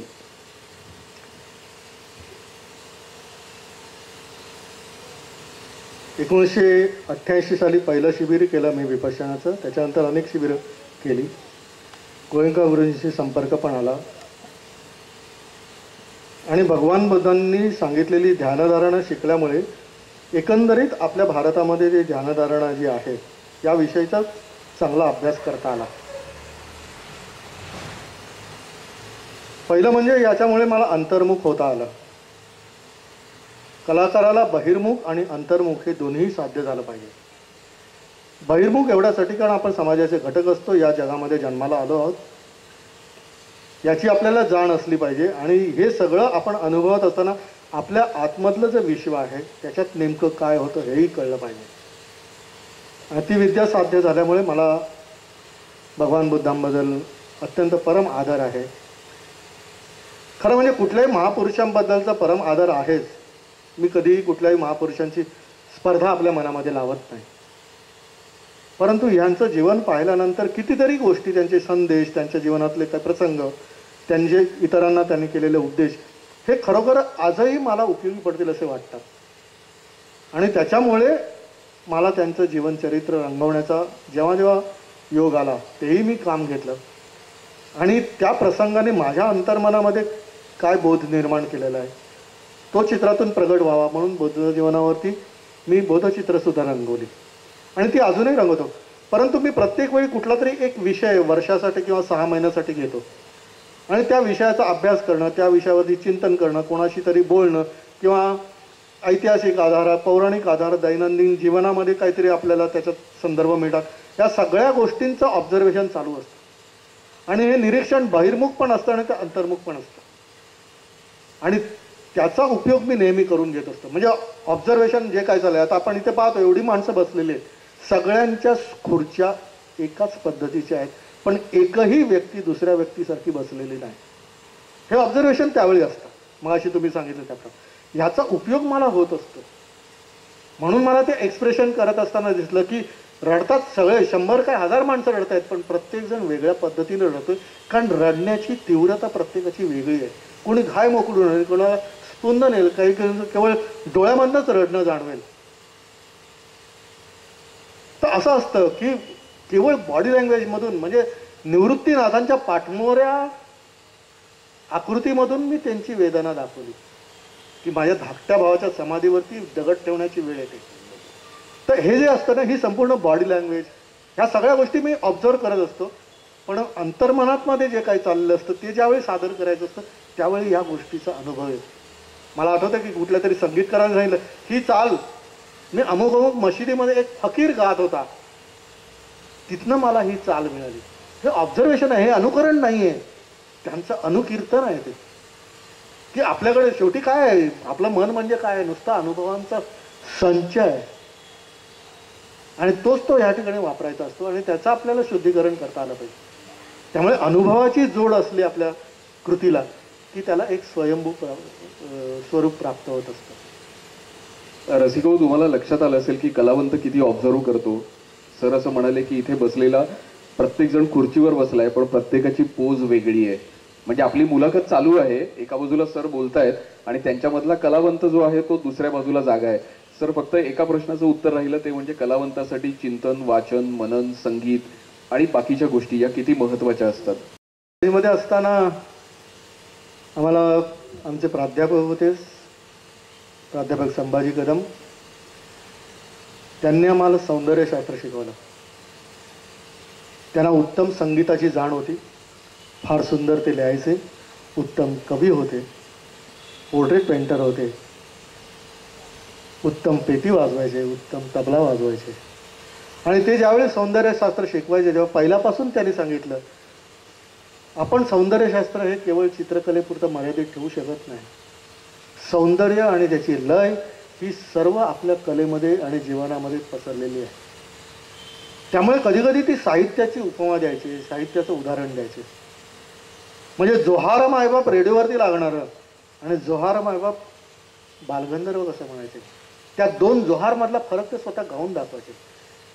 किराणा घराण्याचे भीमसेन जोशी कसं गात आहेत अमुक राग, तोच अब्दुल करीम खानी कसा गायला तेही ते सांगायचे. आणि अमुक अमुक राग मी गुणगुणत असताना हे चित्र कसं जन्माला आलं हेही ते सांगायचे. म्हणजे ह्या सगळ्या कलांच्या मध्ये एक सुसूत्रता आहे, एक धागा आहे. आणि ती म्हणजे धागा म्हणजे आस्वादनाची आहे. आणि ते आस्वादन केवळ समोरच्या प्रेक्षकाचं किंवा रसिकाचं नाही आहे, तो प्रेक्षक आणि रसिक आपल्या कलाकारामध्ये सुद्धा असतो. आणि ते आपल्याला ऑब्झर्व करता आलं पाहिजे की मी जे करतोय ते समोर पोचतंय की नाही. आणि म्हणून त्याच्यासाठी वाचनाची आवश्यकता आहे. मला आठवतं की एक चित्रकार आले होते गुजरातमधून माझ्याकडे. मला चित्रकलेची आवड आहे, मला शिक्षणाची अजिबात आवड नाही. मी पळून इकडे आलो आणि मला त्यांनी चित्र दाखवली आणि म्हणाला की याच्यात मला काहीतरी मार्ग दे. चित्र उत्तम होती, परंतु त्याला अनुभवाची जोड नव्हती. म्हटलं तुम्हाला या विषयासाठी वाचन करायला लागेल. नाही मुझे तो सिर्फ पेंटिंग करना अच्छा लगता है. अरे पण म्हटलं पेंटिंग करण्यासाठी केवळ कौशल्य वापरायचं नाही, ज्या कौशल्याने चित्र तयार होणार आहे त्याच्यामध्ये तुझा भाव आतून कसा येणार. मग त्यासाठी तुला वाचन करायला पाहिजे. पण तो फक्त 7वी पर्यंतच शिकलाय. पण ठीक आहे, हरकत नाही. आता नाही शिक्षण केलं तरी वाचायला सुरुवात करा, चांगलं ऐकायला सुरुवात करा. त्याच्यातनं तुम्हाला खूप काही मिळू शकेल. असं म्हणत नाही की तुमचं शालेय शिक्षणच झालं पाहिजे, नाहीतर बहिणाबाईंच्या कवितांवरती PhD करायची पाळी कशाला आली असते. हा भाग आहे. त्यामुळे ह्या सगळ्या साहित्य कलांमध्ये म्हणून आपल्याकडे जे म्हटलेलं आहे की प्रत्येक माणसाला कुठले ना कुठला तरी छंद हा असलाच पाहिजे. हा मनुष्य गुण आहे. आणि म्हणून मी फक्त मला चित्रकलेतली आवड आहे त्यामुळे मी चित्रपटात मी मर्यादित ठेवलेलं आहे माझं आयुष्य. मी कधी गाणं ऐकायला जात नाही असं नाही होऊ शकत. तुमच्यामधला रसिक जो आहे ना हा पूर्णपणे अमूर्त आहे. आणि तो जो रसिक आहे ना तो रसिक सगळ्या गोष्टींचं आस्वादन करू शकतो. ते तुम्हाला जमलं पाहिजे, ती सवय लावून घेतली पाहिजे. आणि म्हणूनच काही संगीतकार असे आहेत की ते चित्रकलेतला सुद्धा आस्वाद घेतात. काही चित्रकार असे आहेत की जे संगीतातला सुद्धा आस्वाद घेतात. एवढंच नव्हे तर नृत्याचा, नाट्याचा, चित्रपटाचा याचाही आस्वाद घेतात. आपण हे सगळं का करू शकत नाही? करू शकतो ना. नाही आपण कॉन्सन्ट्रेट एकाच गोष्टीवर. अरे असं कसं शक्य आहे? आपल्याला या सगळ्या भूमिका पार पाडताच आल्या पाहिजे. म्हणजे मी माझ्या आईचा मुलगा आहे, माझ्या पत्नीचा नवरा आहे, माझ्या मुलीचा मी बाप आहे, तुमचा सगळ्यांचा मित्र आहे, मी एकटाच आहे. नाही मी पत्नीचा नवराच राहणार कसं होईल? तुमचा आयुष्याचा बॅलन्स चुकणारच. या सगळ्या भूमिका आपल्याला सांभाळता आल्या पाहिजेत. आणि ही रसिकता आपल्यामध्ये जागृत केली की मग चित्रकलेचाही आस्वाद घेता येईल, त्याच्यानंतर संगीताचाही आस्वाद घेता येईल. सगळ्या गोष्टी तो रसिक आपला सर्व कवाडा आपली उघडी करतो की नाही हे फार महत्त्वाचं. सर म्हणजे आपण रसिकाकडे आलोय तर भारतीय रसिकाच्या बाबतीत आपल्याला असं लक्षात येत आहे आता की त्यांना संगीताची आवड आहे, ते संगीत ऐकतात, किंवा इतर कलांची आवड आहे तर त्या कलांच्या संदर्भात बघतात. पण चित्र बघणं हे आपल्याकडे जरा गेल्या काही काळामध्ये खूप कमी झालंय. म्हणजे इकडनं उठायचं आणि जहांगीर आर्ट गॅलरीत जायचं, चित्र बघायचं, जाऊ द्या आता, आणि परत तिथे बघून काय मिळणार आहे आपल्याला? तर नुसतं बघणार आणि आपण परत येणार. तर आपण चित्र साक्षरतेमध्ये कमी पडतोय. आणि दुसरीकडे असं बघायला मिळतंय की चित्र बघायचं म्हणजे काय बघायचं हे कोण सांगणार आपल्याला? म्हणजे समजा उद्या इकडच्या मंडळींनी असं ठरवलं की ठीक आहे, काल कामत सर आले आणि मुलाखत देऊन गेले त्यामुळे आपल्याला आता चित्र कळलं पाहिजे, तर इकडनं उठून ही मंडळी जातील आणि जहांगीर आर्ट गॅलरीमध्ये उभी राहतील. पण मग ते चित्र सांगणार कोण? चित्र साक्षरता त्याचं काय? आणि कलावंत तर या सगळ्यापासून खूपच दूर दूर दूर दूर जात चाललेले आहेत. तर मग रसिकांनी काय करायचं?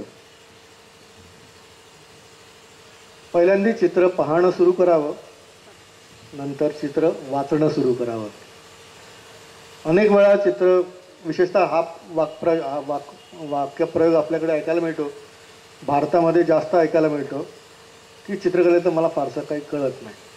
ही कदाचित संरक्षणाची ढाल असेल किंवा विनय असेल किंवा खरोखर कळत नसेल.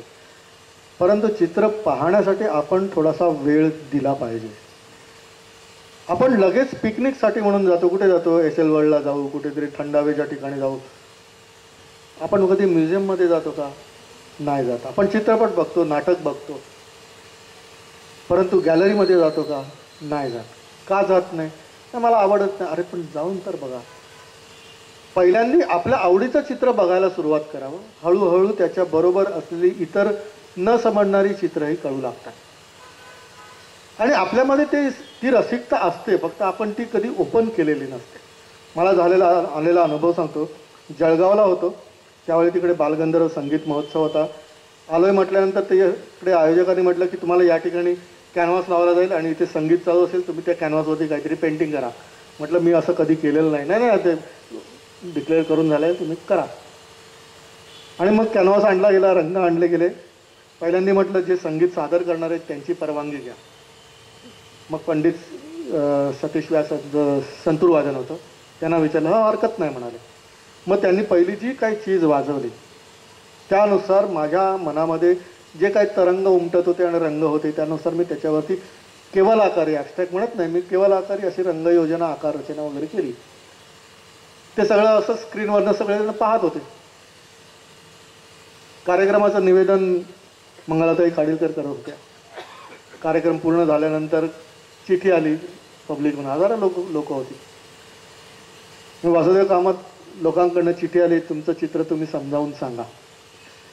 असं म्हटल्यानंतर मी आता एवढ्या जनसमुदायापुढे हे चित्र काय समजावून सांगायचं,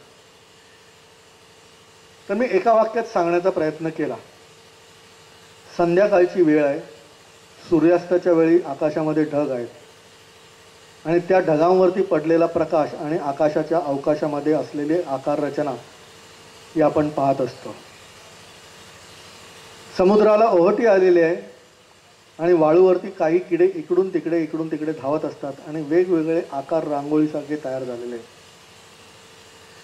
पावसाळ्याचे दिवस आहे, पाऊस थांबला आहे, रस्त्यावरती खड्डे आहेत, खड्ड्यामध्ये साचलेल्या पाण्यावरती पेट्रोलचे आणि डिझेलचे थेंब पडलेत आणि त्यात इंद्रधनुष्यासारखे वेगवेगळे आकार आणि रंग आपण पाहत असतो.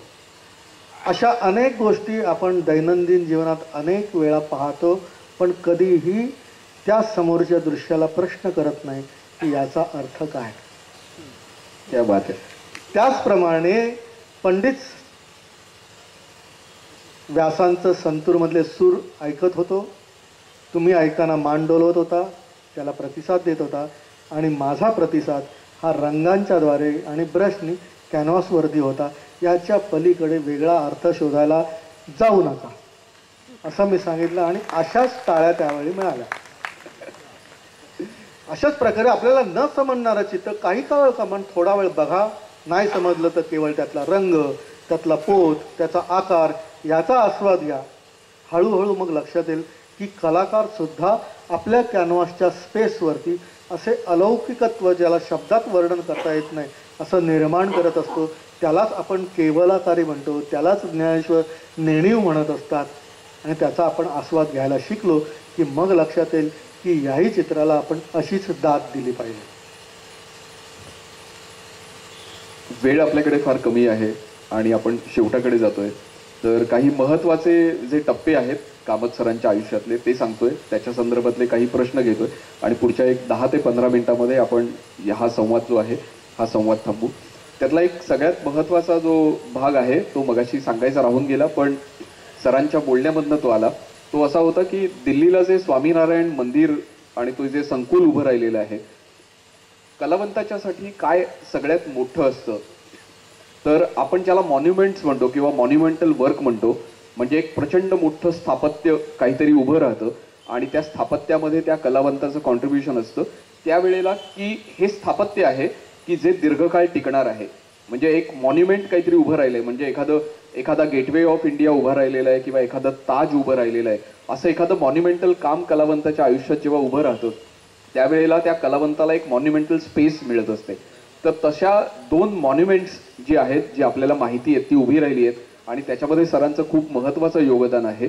त्यातलं एक सगळ्यात महत्त्वाचं जे आहे तो म्हणजे दिल्लीचा स्वामीनारायण मंदिराचं संकुल जे आहे ते, त्याच्यावर जी तुम्ही आजूबाजूला जी सगळी चित्र पाहता, ज्या सगळ्या रचना पाहता, ज्या सगळ्या डिझाईन्स पाहता, तर त्या सगळ्या ज्या आहेत त्या कामत सरांच्या ड्रॉइंग्स म्हणजे त्यांच्या पेन्सिलमधनं उतरलेली आहेत. हे खूप मोठं मॉन्युमेंटल वर्क आहे. आणि दुसरं जे आहे ते म्हणजे आपल्याकडे गोराईला असलेला जो गोल्डन पॅगोडा आहे, तर या पॅगोडाच्या बाजूला जी तुम्हाला सगळी पुन्हा रचना सगळी बघायला मिळते, ती सगळी जी डिझाईन्स आहेत ती सरांची आहेत.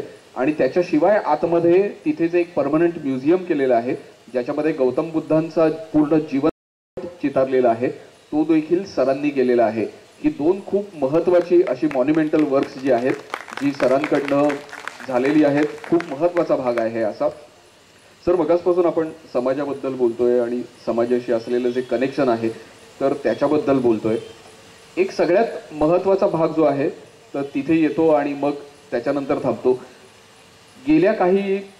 गेल्या एक साधारण वर्ष 2 वर्षामध्ये एक वेगळी संधी तुम्हाला मला रसिकांना मिळालेली आहे. आणि ती म्हणजे 2 महत्त्वाच्या आर्ट सोसायटीज आहेत आर्ट फील्डमध्ये. एक आहे बॉम्बे आर्ट सोसायटी आणि दुसरी आहे आर्ट सोसायटी ऑफ इंडिया. तर आर्ट सोसायटी ऑफ इंडिया जी आहे तर त्याचे अध्यक्ष म्हणून सर तर काम पाहतातच, पण आपल्याला एक अलीकडची अगदी महत्त्वाची घटना जर आठवत असेल तर ती अशी आहे की प्रसिद्ध चित्रकर्ती प्रफुल्लताई डहाणूकर यांचं अगदी अलीकडे निधन झालं. त्या बॉम्बे आर्ट सोसायटीच्या अध्यक्ष होत्या आणि त्यांचं निधन झालं. त्याच्यानंतर ती जागा रिकामी झाली होती. त्या रिकाम्या झालेल्या जागेच्या संदर्भामध्ये कलावंतांची बैठक झाली आणि त्याच्यामध्ये निर्णय असा झाला की बॉम्बे आर्ट सोसायटीची पुढची निवडणूक होईपर्यंत आत्ता जो काही उर्वरित काळ आहे प्रफुल्लताईंचा, तो तितकाच महत्त्वाचा असलेला जो चित्रकार आहे तो निभावेल. आणि आपल्याला माहिती आहे की कोणत्याही संदर्भात कधीही एकमत होत नाही. बहुमत म्हणजे अनेक मतं अनेकांची असतात. 4 डोकी एकत्र आली की 40 मतं तयार होतात. पण तमाम सर्व चित्रकारांनी एकत्र येऊन ज्या एका नावावर एकमत केलं ते नाव होतं वासुदेव कामत. तर या पुढच्या काळामध्ये आपल्याला कामत सर म्हणजे आर्ट सोसायटी ऑफ इंडिया बरोबरच बॉम्बे आर्ट सोसायटीच्या अध्यक्षपदी देखील काम करताना दिसतील. सर, मला असं वाटतं की या दोन्हीच्या अध्यक्षपदी तुम्ही असताना जो समाजाशी असलेला थेट संपर्क आणि समाजाला असलेली कलेची जाणीव किंवा नेणीव त्याबद्दल तुम्ही बोलताय, तर याच संदर्भात अधिक चांगलं काम होईल. तर तुमच्या डोक्यात आत्ता काय आहे की समाजाशी असलेला जो चित्रकारांचा जो ऋणानुबंध आहे तो कसा पुढे नेता येईल?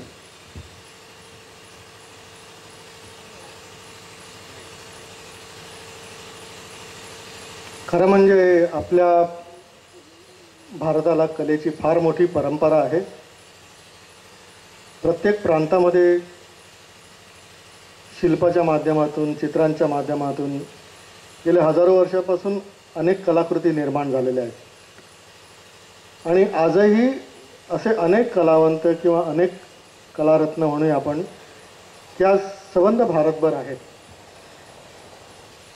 तर अशा कलाकारांचं एकत्रीकरण होणं आवश्यक आहे. सगळ्यांनी मिळून आपलं काहीतरी या कलाक्षेत्रामध्ये योगदान देणंही तितकंच महत्त्वाचं आहे.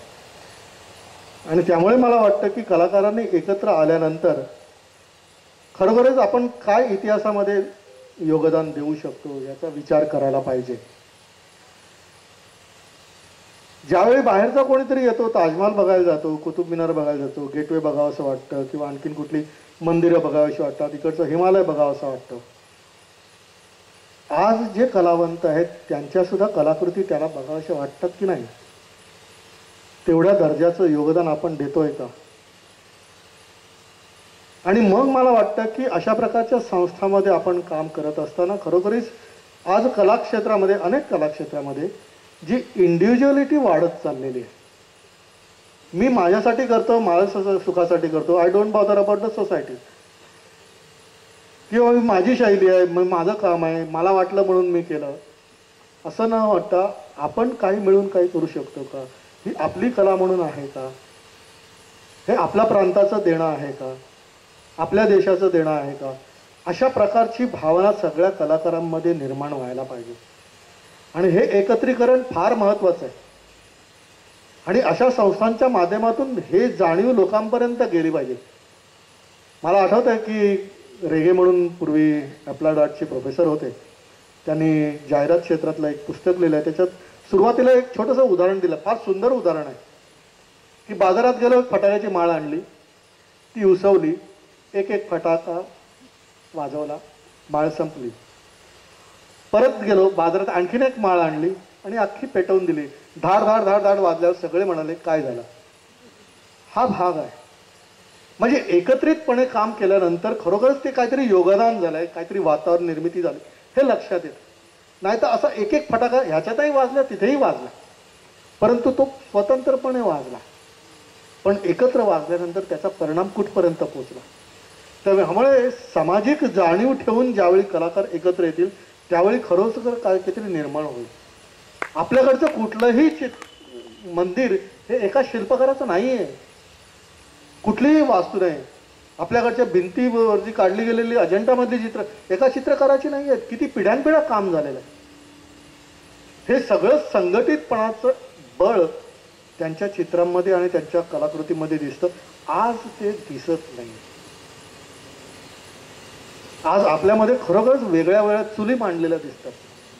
तो अप्लाइड करतो, तो कमर्शियल करतो, तो क्रिएटिव्ह करतो, हा रिअलिस्टिक करतो, हा इलस्ट्रेटिव्ह करतो. अरे कशाला, काय करायचं आहे आपल्याला?